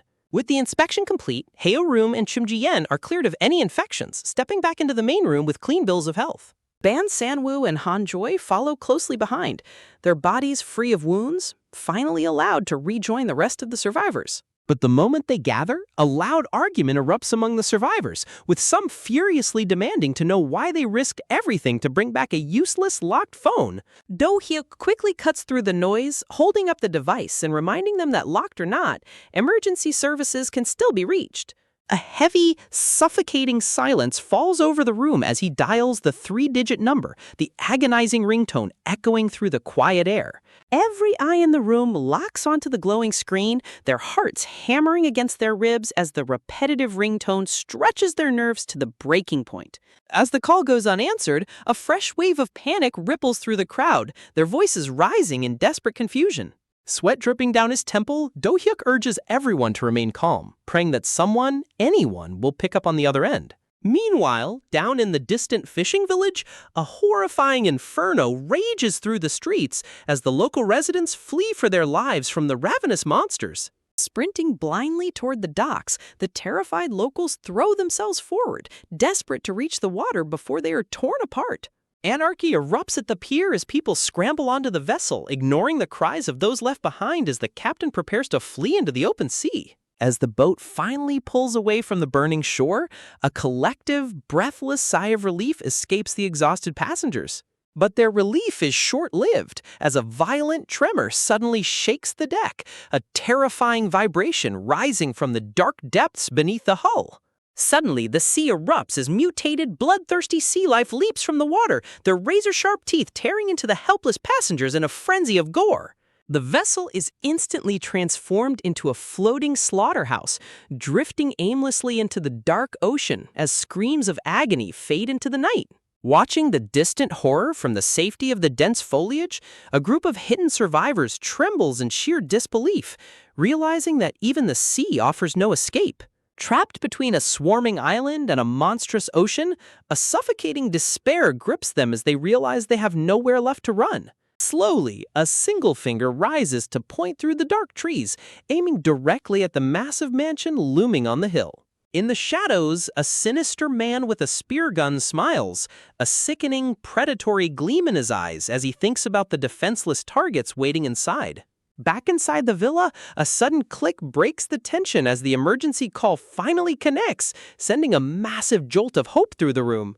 Do-hyo quickly raises the phone to his ear, frantically explaining their dire situation and begging the operator for an immediate evacuation. He spills the terrifying details of the outbreak, detailing the violent, rabies-like behavior of the infected and providing their general location off the coast. But his frantic explanation is met with nothing but an ominous crackle of static, a chilling silence hanging on the other end of the line. He tries to plead for their dwindling resources, but a cold, automated voice suddenly cuts him off, stating that their rescue request has been logged. The robotic voice monotonely advises them to remain where they are, explaining that emergency services are overwhelmed with calls, before abruptly ending the connection. While the other survivors celebrate the hollow promise of rescue, Orium stands frozen, a deep, unsettling dread pooling in their stomach. Her instincts scream at her, silent alarm bells ringing in her head as she stares at the dead phone. The fragile illusion of safety begins to shatter, replaced by a grim realization of the nightmare unfolding around them. She can't shake the chilling sensation that the automated response was far too calculated, hiding a much darker truth. She realizes with sudden clarity that the operator never once asked about casualties, injuries, or the nature of the violent attacks. The lack of curiosity and the agonizing delay in connecting can only mean one terrifying thing. The authorities already know exactly what this disease is. A sickening truth dawns on her. The outbreak isn't confined to their isolated island. It has already swept across the mainland, paralyzing the entire nation. Her heart stops as the ultimate question looms. If the entire country is collapsing, will a rescue team ever actually arrive? She glances back at Do-hyuk, who stares blankly at the silent screen, completely unaware of the systemic ruin hidden behind the automated voice. The other survivors continue to chatter with false hope, entirely oblivious to the fact that they are truly on their own.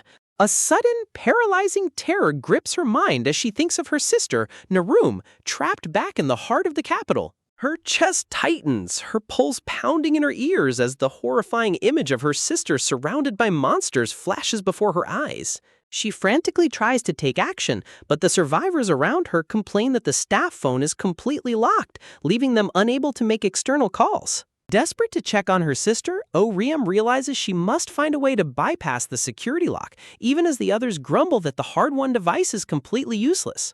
Crossing her arms with a bitter, condescending sneer, Go Mi-yeon immediately launches into a venomous tirade, mocking the locked staff phone and calling the search party's life-or-death efforts a completely half-baked failure. Taken aback by the sudden cruelty, Orium can only stare in disbelief, her voice faltering as she tries to comprehend how someone could dismiss their brush with death so casually. The toxic remarks quickly divide the room, igniting a wave of uncomfortable murmurs and tense whispers among the survivors as their fragile unity begins to fracture. Pointing an accusing finger, Go Mi-hoon sneeringly reminds Orium that she was the one who practically begged to go, suggesting that if she wanted to play the hero, she should have done the job right. Incensed by the blatant disrespect, Han-joy snaps, raising his voice in furious protest as he demands to know if she has any idea what they had to survive just to bring that device back.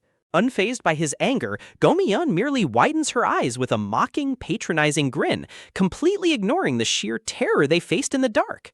The tension reaches a boiling point when Shim Jae-yeon finally steps forward, her voice sharp with disbelief as she demands Go Mi-hyun stop this heartless attack.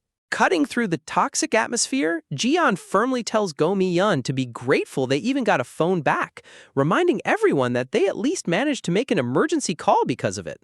Go Mi-hyun's smug face instantly falters, her cheeks flushing with embarrassed panic as she stammers, suddenly finding herself cornered by the group's collective disapproval. Standing nearby, other survivors roll their eyes and whisper in disgust, completely fed up with Go Mi-hyun's toxic drama in the middle of a literal apocalypse. Shrugging off the negativity, a nearby couple clings to the shallow hope of rescue, the girl immediately asking her boyfriend if they can share a room tonight now that help is supposedly on the way. Overjoyed that the villa's cameras are no longer recording their every move, she pulls him close, completely oblivious to the horrific threat still lurking just outside the walls. Meanwhile, Joy rushes over to Orium, his eyes filled with genuine concern as he frantically checks to make sure she is holding up okay after the verbal assault. He fumes with lingering anger, passionately reassuring Orium that Go-myeon is nothing but a bitter drama queen trying to drag her down out of pure jealousy. Orium merely offers a soft, modest smile, waving off the praise as she humbly downplays her own bravery. Joy's expression softens, a deep flush creeping onto his face as he shifts on his feet, suddenly looking incredibly apologetic. In a quiet, vulnerable voice, he confesses his deep shame for dropping the flare gun and hiding in the tree, openly calling himself a coward who let her down when it mattered most. He looks at her with profound gratitude, remembering the terrifying moments in the dark forest when she refused to abandon him to the monsters. Reaching out to hold her hand, he tearfully declares that she is a true hero, just like the legendary protectors he used to admire on television when he was a little boy. His heart races as he gazes at her, deeply moved by her unwavering strength in the face of absolute nightmare. Caught completely off guard by his intense emotional outburst, Orium gently pulls her hands back, trying to ease the heavy sentimentality of the moment. Finally escaping the suffocating tension of the common room, she collapses onto her bed with a heavy sigh, letting her exhausted body sink into the mattress. Staring blankly at the ceiling, she tries to process the chaotic events of the night, realizing just how close she came to losing her life in a matter of mere hours. But the moment she closes her eyes, horrifying visions of the infected monsters shuffling through the dark pool area flash violently in her mind. The phantom screams of a blood-drenched victim echo in her ears, the raw brutality of the outbreak threatening to consume her sanity. Shivering with sudden panic, she covers her face with her hands, desperately trying to block out the traumatic memories clawing at her mind. She can still see the blood-stained hands of the infected grasping the ruined staff phone, a chilling reminder of how narrow their survival truly is. She forces a deep breath, trying to steady her racing heart, when a sharp, sudden knock on her bedroom door shatters the quiet room. Startled, she sits up and opens the door, finding a quiet, reserved survivor, Kyung-so, standing in the doorway with an unreadable expression. Before Orium can even ask what's wrong, Kyung-so silently raises her hand, holding a perfectly clean, unlocked flip phone in her grasp. Orium's jaw drops in absolute shock as her mind reels at the sight of a second, fully functioning device right in front of her eyes. Stunned to her core, Orium demands to know why she kept the phone hidden, especially when the entire group was risking their lives in the dark to find one. Kyung-so answers with chilling, casual indifference, coldly stating that she simply didn't want a bunch of strangers touching her personal belongings. A wave of profound disbelief washes over Orium, her breath catching in her throat at the sheer selfishness of her companion. She remembers the terrifying moment she risked her own life to drag Kyung-so out of a monster's deadly grasp, realizing they could have all died while a working phone sat safely in a pocket. Swallowing her boiling anger, Orium desperately begs to borrow the phone for just one call, needing to verify if her sister, Narum, is still alive in the city. Kyung-so slowly pulls the phone back, her eyes narrowing as she delivers a harsh, calculated ultimatum. She demands that if Orium wants to use the phone, she must promise to stay completely out of her business from now on, calling Orium's heroic instincts incredibly annoying. Memories flash of Orium grabbing her wrist, desperately pulling her away from certain death during the chaotic escape. Orium had dragged her through the darkness, putting herself in extreme danger to ensure that no one was left behind. Yet all Kyung-so felt was resentment, recalling how Orium's nosiness meddled in her life even when she believed she was on the absolute verge of dying. Staring at her in utter bewilderment, Orium struggles to find words, deeply shaken by such cold, twisted logic. With an icy glare, Kyung-so issues her final challenge, demanding a simple, immediate answer. Does she want the phone or not? The suffocating choice triggers a painful, distant memory for Orium, transportive smoke rising from the incense at her parents' sudden funeral.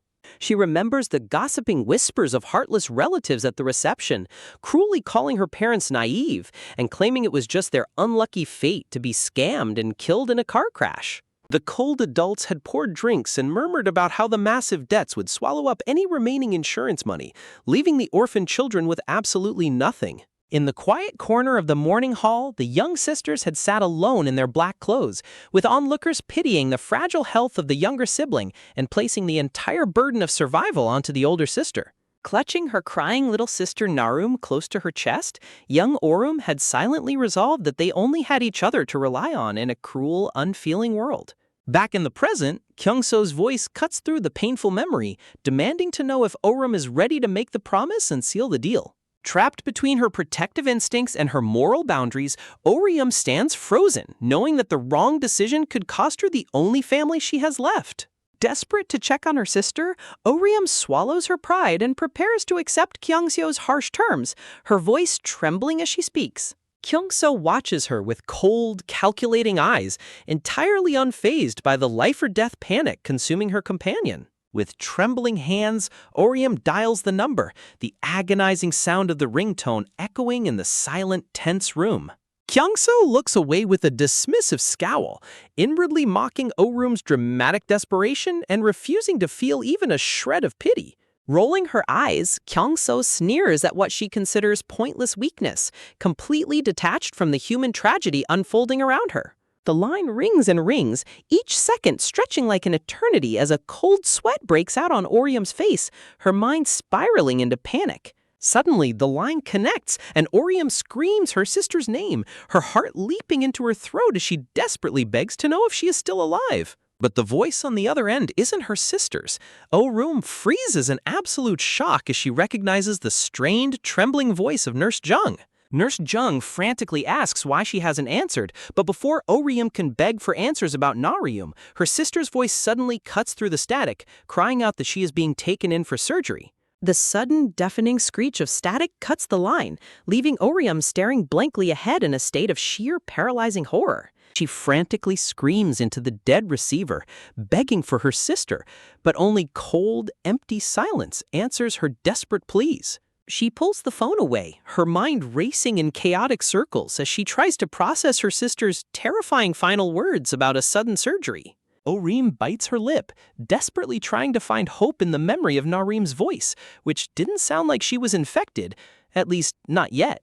Snapping her back to reality, Kyungseo steps forward and coldly demands her phone back, completely indifferent to the emotional wreck standing before her. Before Orium can even hand it over, a furious, echoing scream from downstairs shatters the quiet of the corridor, signaling a fresh outbreak of chaos. The two girls look at each other, the sudden scream of panic from below instantly driving away their personal conflict. Downstairs, the fragile illusion of peace has completely shattered as the survivors argue violently over whether they should venture out to check the signal tower. Orum rushes down to find Do-hyuk, who explains that the panic-stricken survivors are tearing themselves apart trying to figure out their next move. The common room erupts into a shouting match, with everyone refusing to risk their lives in the dark while demanding that someone else play the hero. Standing before the squabbling group, Orium grimly reveals that the outside signal didn't just fade, it was cut off completely, all at once. The room falls silent as the weight of her words sinks in, forcing them to realize that the signal tower itself might have been destroyed. A selfish suggestion to send the previous search party back out instantly ignites a wave of furious protests, with others demanding a fair draw. Spotting a hypocrite, a survivor points directly at Go Mi-hyun, loudly reminding everyone of her smug claims that venturing outside was no big deal. Go Mi-hyun's face pales in instant horror as the group's collective gaze shifts to her, her confident facade crumbling into absolute panic. Her own arrogant words return to haunt her as she stammers, realizing she has backed herself into a corner with her own boastful lies. The rest of the room whispers in cold satisfaction, eagerly watching the toxic drama queen squirm as she is forced to face the consequences of her cruelty. Sweat pouring down her face, Mi-hyun desperately tries to backtrack, screaming she absolutely cannot leave the safety of the mansion. Cornered and desperate, she shrieks that she is a nurse, claiming that the group cannot afford to lose her vital medical skills. But her excuse is immediately shot down by a frustrated survivor who points out that there are currently no injured patients for her to treat. The tension is broken when a quiet, authoritative male survivor suddenly speaks up, calmly agreeing that medical personnel are too valuable to risk outside. Gomihan's heart flutters with intense relief and sudden infatuation, her cheeks flushing as she gazes at her unexpected savior. But the man's expression remains ice cold as he turns his piercing gaze on the rest of the group, demanding to know what useful skills they actually possess. His chilling, pragmatic question leaves the survivors sweating in uncomfortable silence, their uselessness laid bare in a world where survival is the only currency. Orum and Doyuk look on in quiet surprise, realizing that the power dynamic among the survivors is shifting in a dangerous, unpredictable direction. Meanwhile, far from the mansion, a heavily armed group of local fishing village residents moves silently through the pitch-black woods. Clutching a massive weapon, their leader warns them to keep their guard up, knowing that the infected monsters could pounce from the shadows at any moment. Suddenly, a sharp rustling in the dense bushes stops them dead in their tracks, their weapons raised as they brace for a brutal clash. But instead of bloodthirsty beasts, a small group of gasping, terrified survivors stumbles out of the darkness and into their path. It is the desperate TV production crew, crying out for mercy and frantically explaining that the mainland has descended into a cannibalistic nightmare. The hardened villagers stare at them with cold suspicion, demanding to know if these intruders have come from the infected mainland. An old villager armed with a heavy crossbow narrows his eyes, completely unmoved by their frantic pleas for a boat to escape. The lead writer trembles under his gaze, desperately asking what the armed group plans to do with them. Sweating profusely, the young crew member pleads for them to stick together, hoping to find safety in numbers. But the old villager's eyes lock onto the crew member's sweat-drenched shirt, violently ripping it open to reveal a fresh, bloody bite mark. The crew member gasps in pure terror as the old man lets out a chilling, malicious grin, his weapon already raised. Sickening splash of crimson blood cuts through the dark forest, the brutal execution instantly silencing the crew member's pleas. The remaining writers freeze in absolute gut-wrenching horror, staring at the ruthless executioner in stunned disbelief. Shrugging off the violent act, the old villager casually wipes the fresh blood from his crossbow, noting how tough the monster bastards can be. With a sinister, bone-chilling smirk, he turns back to his men and declares that it is time to head back to the mansion where the others are hiding. Back at the villa, a sudden, violent wave of goosebumps erupts across Orium's skin, a terrifying instinct warning her that a new, deadly storm is rapidly closing in. A nervous survivor clutches his sleeve, his hand trembling as the suffocating pressure of the room forces everyone to declare their worth. He forces out an awkward, sweaty laugh, desperately trying to mask his rising terror under the group's critical, demanding gazes. Stammering, he introduces himself as Doc Go-hoon, a beauty content creator who boasts a decent subscriber count online, a completely useless status symbol in a world run by monsters. The cold, pragmatic man records every word, methodically building a mental ledger of who is an asset and who is merely dead weight. A sharp question pierces the tense silence, demanding to know if Go-hoon has any physical fitness or useful skills to offer in a fight. Dalray, a gaming streamer and influencer, quickly chimes in, claiming her quick reflexes and sheer persistence make her faster and more resilient than she looks. Then, a quiet voice breaks through as Namgung Woojae nervously steps forward, announcing himself as a medical doctor ready to assist in any emergency. A collective sigh of immense relief washes over the panicked survivors, overjoyed to find a professional capable of patching up their wounds. Woojae adds to their hope by revealing he also secured a detailed map of the island, instantly making himself the most valuable asset in the room. Standing nearby, Orium senses the shifting atmosphere, realizing with a chill that the room is rapidly dividing into survivors and liabilities. She knows all too well that in a brutal survival scenario, being deemed useless is a virtual death sentence, painting a target on anyone who can't contribute. But her mind remains desperately trapped on her sister Narum, praying that the sudden, terrifying surgery isn't a sign of the worst outcome. She tries to convince herself that Narum's voice didn't sound like she was in pain, desperately clinging to any shred of hope to keep from spiraling. Clutching her hands together, she wonders if the hospital finally secured a donor organ, knowing she must somehow re-establish contact before it's too late. The introductions continue as Shim Jae-yun calmly reveals her past as a professional soldier, her hardened gaze matching her disciplined history. Whispers of awe ripple through the group, the survivors finding a profound sense of security in the presence of a combat-trained protector. Next, Choi Monica proudly steps forward, asserting her status as a competitive athlete on the national fencing team, though her eyes remain highly skeptical of the entire process. Tired of the performative sharing, Monica sharply questions the timing of these sudden introductions, demanding to know what the real agenda is. The analytical record keeper retorts coldly, explaining that to survive the looming nightmare, they must identify and categorize every individual's strengths and weaknesses. Monica scoffs, calling out his thinly veiled attempt to rank and divide the survivors into a hierarchy of worth. He doesn't deny it, stating flatly that his only goal is to determine who will be useful when the inevitably brutal choices have to be made. A defensive supporter tells Monica to stop picking fights, arguing that knowing their collective assets is their only shot at staying alive. Suddenly, all attention shifts to Orium as a voice calls her name, demanding she step up and declare her own background to the group. Orium hesitates, looking down in quiet contemplation as the heavy weight of her past begins to flood her mind. She looks up, her eyes reflecting the complex journey that brought her to this desperate island, a history defined by struggle and sacrifice. Memories flash back to her previous life, standing tall and polite in her pristine, elegant department store guide uniform. She recalls welcoming wealthy customers with a bright, professional smile, always ready with the perfect, calculated directions. Her mind drifts even further back to her childhood, where she was once celebrated as a brilliant prodigy, easily solving complex challenges on television. Observers had whispered in absolute amazement, stunned by the rural child's perfect, flawless score and seemingly limitless potential. Astounded producers had showered her family with praise, telling her parents that their exceptionally bright daughter was destined for true greatness. They strongly urged the family to leave the countryside and move to Seoul, promising that the big city would unlock her brilliant future.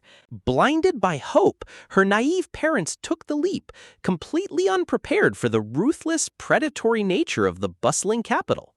Their dreams were instantly shattered by a devastating rental scam, followed by a relentless downward spiral of crushing, inescapable debt. The tragedy reached a horrifying peak during her middle school years when both of her parents were suddenly killed in a violent, catastrophic truck collision. The cold, sterile funeral hall left the young girl staring at the smiling portraits of her parents, her childhood instantly stolen by tragedy. Left utterly devastated in the quiet mourning room, she realized with agonizing clarity that the world had turned its back on her and her sister. Their greedy aunt, appointed as their legal guardian, bitterly complained about the meager insurance payout, urging Orium to figure out survival on her own. Holding her tiny, fragile sister's hand in the dark, young Orium accepted that they had no one left to rely on but each other. Looking down at her frail, sickly younger sister Narum, she vowed that she would carry any burden to keep her safe. To survive, she worked grueling convenience store shifts, desperately memorizing foreign vocabulary words between serving demanding customers. Her classmates gossiped in disbelief, unable to comprehend how she maintained the top academic spot while balancing 3 punishing part-time jobs. She pushed herself past her absolute limits, wiping away sudden, stress-induced nosebleeds at her desk, just to keep studying. When her counselor questioned why a student with her flawless grades would choose nursing school over a prestigious medical degree, her answer was simple. Medical school would take far too long to complete, and her current financial crisis demanded the quickest, most practical route to earning a living. Her hard work finally paid off with a proud acceptance letter to the prestigious university, a hard-fought ticket out of their crushing poverty.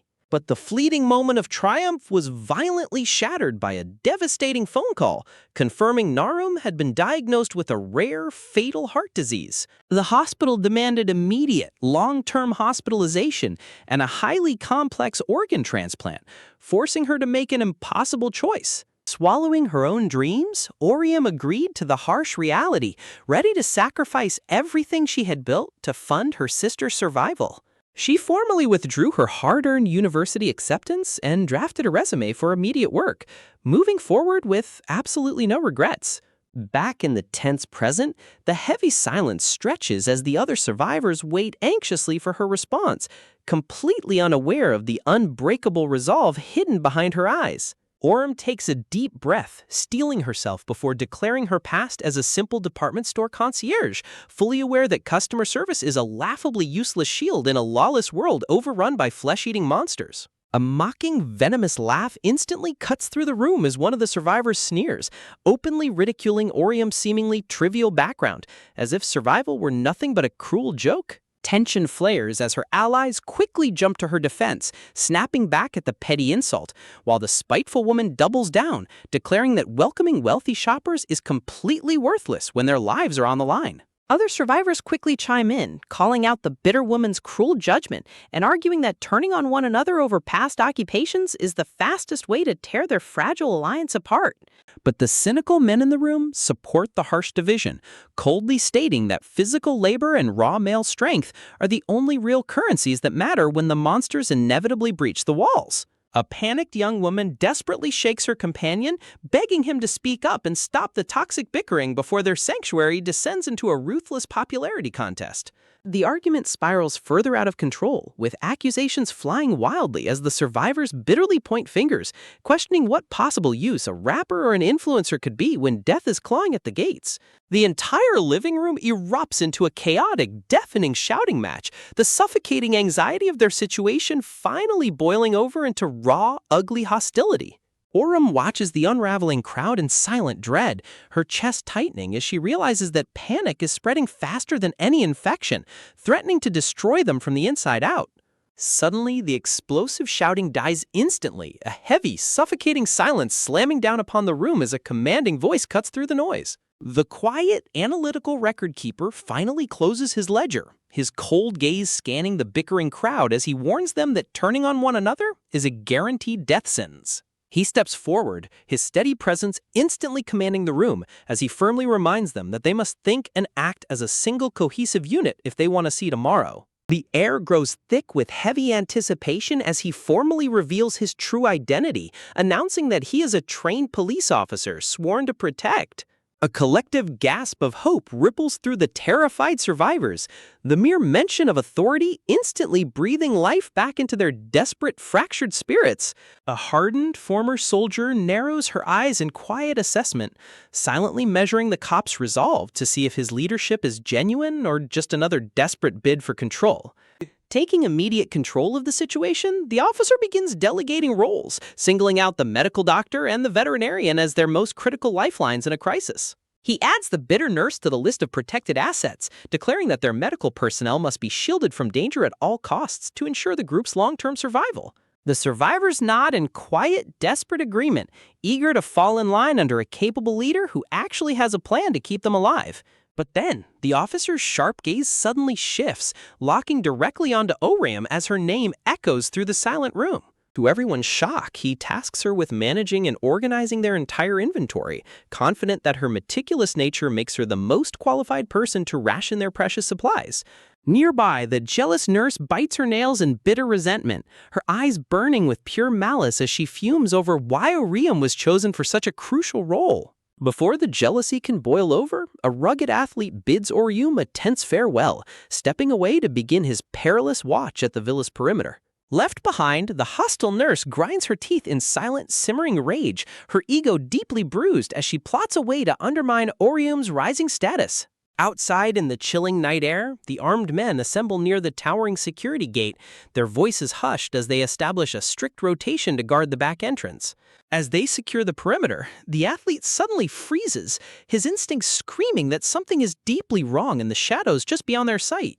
A sharp, metallic screech echoes from above, slicing through the eerie quiet of the night and stopping the guards dead in their tracks. High above, on the dark villa terrace, a violent, heavy rattle vibrates through the metal frame, signaling that an uninvited terror has just breached their outer defenses. Inside the relative quiet of the pantry, Orium methodically tallies their remaining water bottles and instant rations, trying to drown out her rising anxiety with routine labor.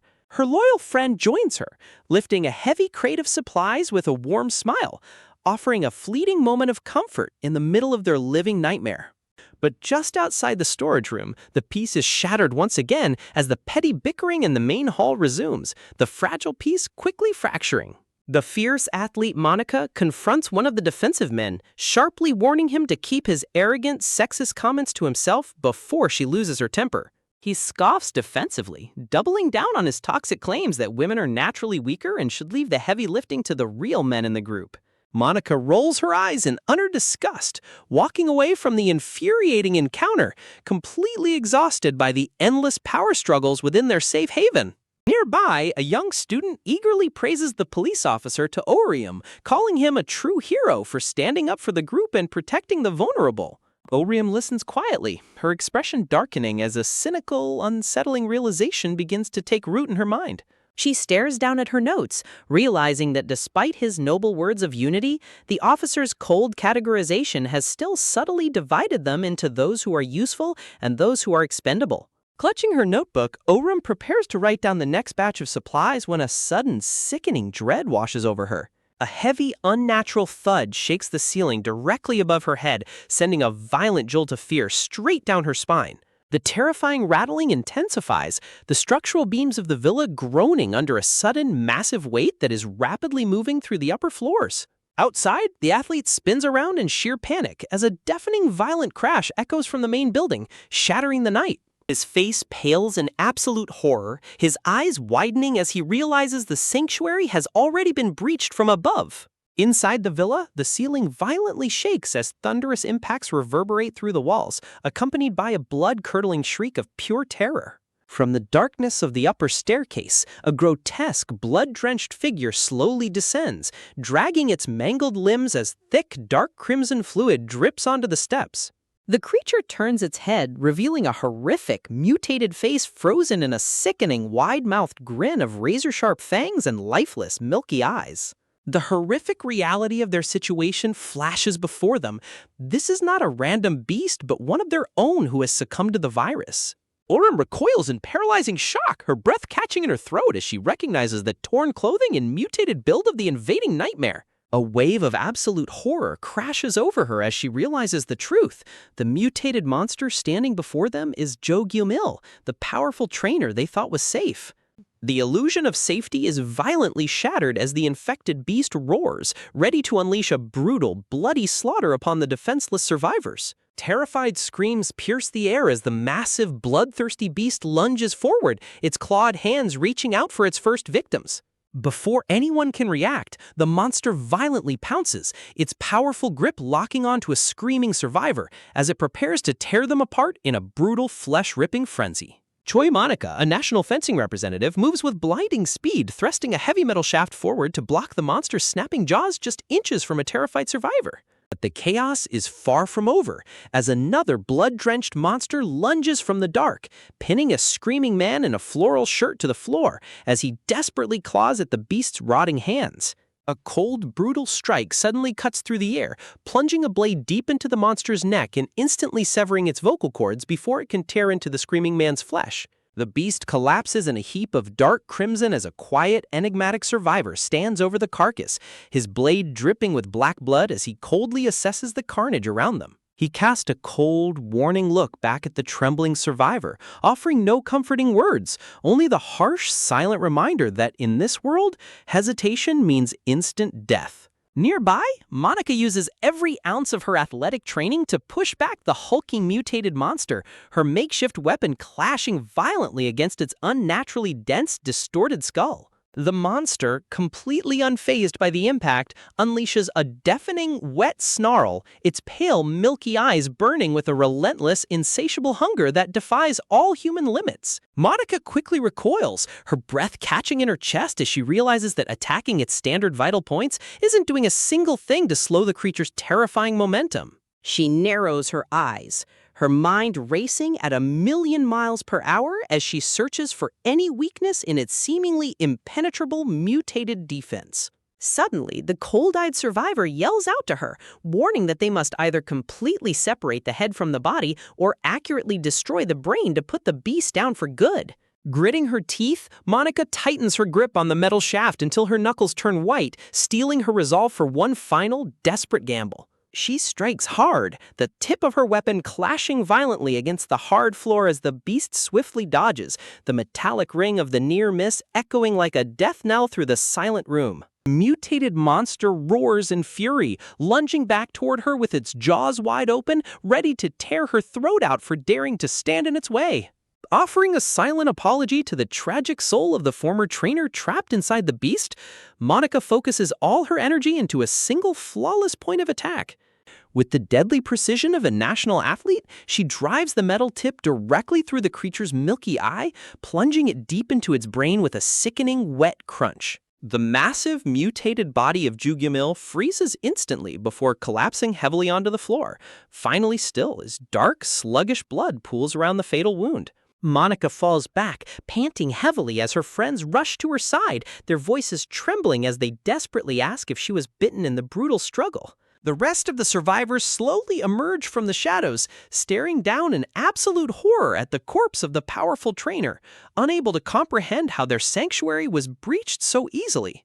But the true horror begins to unfold as a trail of fresh, bloody footprints is discovered on the staircase, leading directly down from the supposedly secure third-floor rooftop. Following the crimson footprints to the upper level, they find the heavy terrace doors swinging wide open, the chilling night wind blowing the curtains in an eerie, mocking dance. A wave of cold panic washes over the group as they realize the lock had been carefully dismantled, proving that this was not a failure of their defenses, but a deliberate act of betrayal. Orem stares at the open door, a sickening dread wrapping around her heart as she realizes the terrifying truth of their situation. Henry steps forward, his voice low and deadly serious as he delivers the chilling verdict that someone intentionally let the monster inside. He points to the pristine, untouched handle, noting the complete lack of blood on the doorframe or the drawn curtains. This was no accident of a rampaging beast breaking through. Someone with human hands deliberately pulled the curtains back and unlocked the door from the inside. The realization hits like a physical blow. A cold, calculating saboteur is currently hiding in plain sight among them, pulling the strings of their survival. The group gathers in a tight, paranoid circle, their eyes darting wildly from face to face as the terrifying reality sinks in. The killer is one of them. The hot-tempered man in the floral shirt erupts in a furious shout, demanding to know which of them is insane enough to orchestrate a mass slaughter. He turns his wrath directly onto the quiet woman in black, aggressively accusing her of the crime since she was the last one seen coming down from the upper floors. Before she can even defend herself, another survivor points a finger at the pink-haired young man, claiming he has been suspiciously sneaking around and disappearing throughout the night. The accusations fly wildly, tearing their fragile alliance to shreds as everyone desperately shifts the blame onto anyone who wasn't constantly accounted for. Orem watches the ugly spectacle in silent horror, her mind plagued by a single terrifying question. Why would anyone risk their own life just to unleash a monster upon the group? Suddenly, she feels a burning, hostile gaze locking onto her, and she turns to find the bitter nurse staring her down with pure malice. Orem holds her breath, refusing to flinch as the silent accusation hangs heavily in the air between them. Slowly shaking her head, Orium forces herself to look away, knowing that giving in to mutual suspicion is exactly what the saboteur wants to tear them apart. To break the suffocating tension, several of the men begin dragging the heavy, lifeless bodies out to the poolside terrace to clear the blood-splattered living area. The remaining survivors watch in somber, terrified silence, the grim reality of their fragile mortality weighing heavily on everyone's shoulders. In the corner of the room, a quiet young woman named Jiseo sits huddled near her companion, her body trembling as she tries to hide from the growing hostility. But her hand moves almost on its own, frantically clawing and scratching at her arm as an unbearable sensation begins to burn beneath her skin. She scratches harder and harder, her breathing shallow as she desperately tries to stop the intense, throbbing itch from consuming her. The sharp-eyed nurse suddenly stops, her cold gaze locking onto the girl's frantic movements as she demands to know what she is doing. Jiseo flinches violently, stammering out a desperate lie that it's nothing but a flare-up of her usual eczema. But the nurse steps forward, her face twisting into a cold sneer as she ruthlessly declares that persistent scratching is an undeniable symptom of the infection.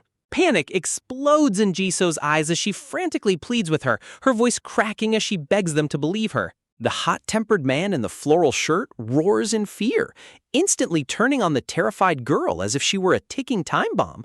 He lunges forward, violently grabbing her by the arm and screaming that they need to inspect her skin immediately. Jisoo screams in pain and humiliation, desperately struggling to pull away as the man tries to rip her shirt to check for bite marks. Before he can tear the fabric, her pink-haired protector steps in, grabbing the aggressive man's arm with an icy, dangerous fury. He barks a fierce warning, slamming his fist down to defend her honor and screaming at the coward for trying to strip a terrified girl to prove his paranoid theories. Orem watches the violent confrontation explode in the middle of the kitchen, her eyes wide with dread as she realizes that their sanctuary is about to tear itself apart from the inside out. The kitchen erupts as Go-hoon steps forward, shielding Jisoo with cold determination, his voice booming with absolute fury as he warns the aggressor that suspicion is no excuse for brute violence. Another survivor quickly steps in to back him up, frantically swearing to the hostile crowd that Jisoo has suffered from chronic eczema for years and that they are all simply letting panic cloud their judgment. Trembling with relief, the young girl clings tightly to Go-hoon, whispering her tearful thanks as he stands tall as her sole protector in this living nightmare. But the short-tempered survivor is entirely unconvinced, pointing a menacing finger at them both and promising to personally throw them out into the jaws of the monsters if either of them is lying. Go-hoon stares back in a tense silence, cold sweat dripping down his temple as the suffocating weight of the accusation hangs heavily over him. Slipping away to the quiet privacy of the bathroom, Go-hoon leans over the sink in a quiet panic, cursed by his own inability to keep his emotions in check when drawing attention to himself is the absolute worst thing he could do.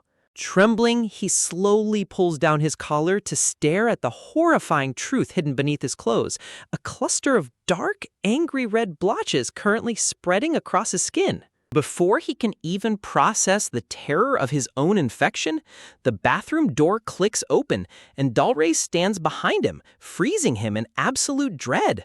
He quickly forces a nervous, shaky laugh, trying to cover his collar as he asks if she simply couldn't bear to be apart from him for even a second. But Dalray's gaze is unnervingly vacant as she looms over him, whispering with a quiet, devastating edge that if she were to reveal his secret to the others, his survival would end right then and there. To the world outside this nightmare, Go-hoon was a famous, charismatic internet personality boasting hundreds of thousands of devoted subscribers. And his beautiful partner, BJ Dalray, was an even bigger online star, with millions of followers hanging on to her every word. But their seemingly perfect influencer romance was built on a dark foundation of control and manipulation that began long before the world fell apart. 5 years ago, Go-hoon was just a desperate rookie video creator seeking quick views, ruthlessly targeting young, impressionable female fans to fuel his ambition. For the young and naive Dalray, a simple message from someone she idolized felt like a miracle, making her believe she was truly special in his eyes.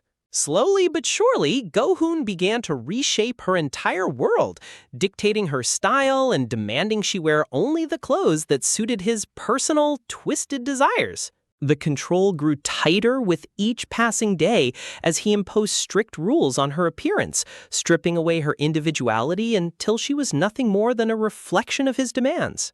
And then came the day his greed took a darker turn, as he casually suggested she start broadcasting online to capitalize on her youth. When she hesitated, he ruthlessly chipped away at her self-esteem, telling her she was average at best, but that she could still succeed if she simply followed his rules. Deeply uncomfortable, but desperate to keep his affection, Dalray swallowed her doubts, terrified of the thought of ever disappointing him.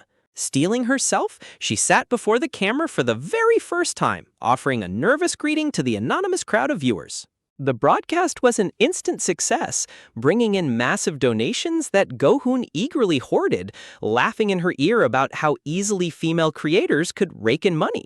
Realizing her worth, Dalray threw herself into the work, using her natural talent for broadcasting to generate endless new ideas for his personal channel as well. Thanks to her brilliant planning and tireless efforts behind the scenes, Go-hoon's popularity skyrocketed, turning him into a major online sensation. Yet, despite her loyalty, he continued to gaslight her, locking her in a dark room and screaming that she was useless and entirely dependent on his genius to survive. But just as she reached her breaking point, he would pull her close and whisper empty promises of love, keeping her hopelessly trapped in his poisonous web. The fragile dynamic shattered the moment Dalray turned 22, as Go-hoon's attention began to wander, cruelly joking about her aging out of her prime. Dalray could only swallow her tears in silence, desperately trying to ignore the painful realization that her value in his eyes was rapidly expiring. The only times he showed her any genuine passion was when she wore her old high school uniform, eagerly using her like a toy to satisfy his fleeting desires. Trapped in a cycle of abuse, Dalray convinced herself that she simply had to try harder, believing the lie that no one else in the world could ever truly love her. At his absolute command, she even agreed to join a highly publicized reality show, faking a perfect romance just to help him secure the massive prize money. But their greedy plans were violently cut short when a horrific, flesh-eating plague swept through the retreat, turning humans into bloated, bloodthirsty monsters. In the chaotic aftermath of the outbreak, Dalray's sharp eyes had caught a terrifying detail as they shared a quiet drink, a cluster of familiar red spots on Go-hoon's wrist. The memories of the virus's warning signs flashed vividly in her mind, recalling how the red blotches always triggered an unbearable, maddening itch before the transformation. The cold, hard truth crashed over her. Go-hoon was infected, destined to turn into the same brainless, ravenous beast that had breached their sanctuary.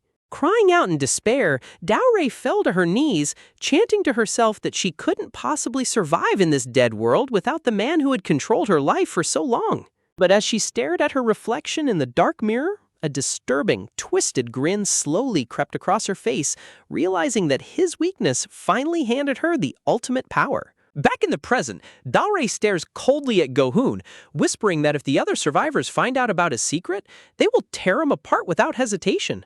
Go-hoon's heart drops into his stomach, his face contorting in sheer terror as his darkest secret is laid bare. He lunges forward, violently grabbing her hands and whispering in a frantic, sweating panic, reminding her of their 5 years together to keep her quiet. Dalray remains completely calm, her eyes boring into his soul as she quietly mentions the unmistakable red mark she saw on his wrist. Trembling violently, Go-hoon can barely breathe as he asks her the terrifying question that will decide his fate. Is she going to betray him to the group? A gentle, mocking smile spreads across her face as she promises she would never expose him, offering to protect him and help him hide his dark secret. Go-hoon exhales a long, trembling breath of pure relief, his racing heart slowing down as he believes her sweet lie. He pulls her into a tight, desperate embrace, clinging to her as his sole savior in this decaying madhouse. But over his shoulder, Dalray's eyes remain wide, cold, and entirely vacant, her embrace holding the deadly promise of absolute, toxic control. Meanwhile, outside the main building, a lone survivor desperately climbs a massive satellite tower, sparks of electricity crackling dangerously around him as he tries to restore communications. Below him, the other men watch the dangerous climb in tense silence, realizing their chances of calling for rescue are slipping away with every passing second. Nodding grimly, the leader commands them to secure the area, knowing that any loud noise out here will draw the monsters straight to their position. Back inside, Orum stares down at their dwindling supplies with a sinking feeling in her chest, realizing that even if they survive each other, their food is about to run out completely. Orium stares down at the pathetic pile of snacks, her stomach churning as she does the brutal math.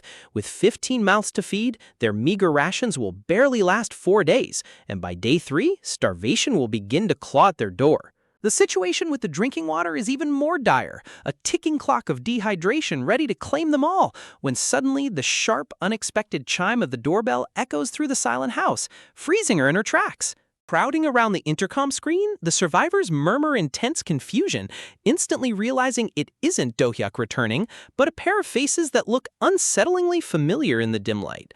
Gasps of recognition ripple through the crowd as the screen reveals the show's assistant writers, looking utterly exhausted and desperate as they stand pleading at the gate. Relief washes over the naive survivors who think help has finally arrived, but a sharp voice cuts through the excitement, screaming at them to halt before they invite a hidden infection inside. But the warning comes too late. With a bright, foolish smile, the young girl confesses she has already pressed the release button, unlocking the gate and sealing their fates with a single reckless click. Fury erupts in the foyer as the others turn on her in a screaming panic, demanding to know how she could make such a critical decision when their lives are on the line. Their argument dies in their throats as the security feed reveals a horrifying sight, a group of strange, stern-faced men silently emerging from the shadows directly behind the unsuspecting riders. The panic turns to ice as the survivors watch the hostile intruders march directly onto the mansion grounds, using the terrified staff as a shield to bypass the outer defenses. At the front of the pack stands a hardened, cold-eyed man clutching a shotgun, his voice booming with a chilling authority as he demands they open the main doors immediately. Inside, a chaotic whisper network explodes among the survivors, terrified of these heavily armed strangers who are casually invading their only safe haven. Desperately trying to regain control, they vow to keep the inner steel doors locked at all costs, convincing themselves that no one can breach reinforced metal from the outside. But O-Reem's relief is short-lived as a strange, heavy thudding sound begins to vibrate through the walls, sending a fresh wave of dread straight down her spine. Her eyes widen in absolute horror as the rhythmic, metallic vibrations grow louder, signaling a violent threat they never prepared for. Before anyone can react, a deafening crash echoes through the halls as the heavy glass panels of the mansion shatter into a million deadly shards. A pair of heavy sandals crunches ruthlessly over the broken glass, stepping right into their sanctuary with terrifying ease. Standing in the ruins of their defense is the armed leader, casually resting a massive sledgehammer on his shoulder as he sneers that they should have listened to him when he was trying to be nice.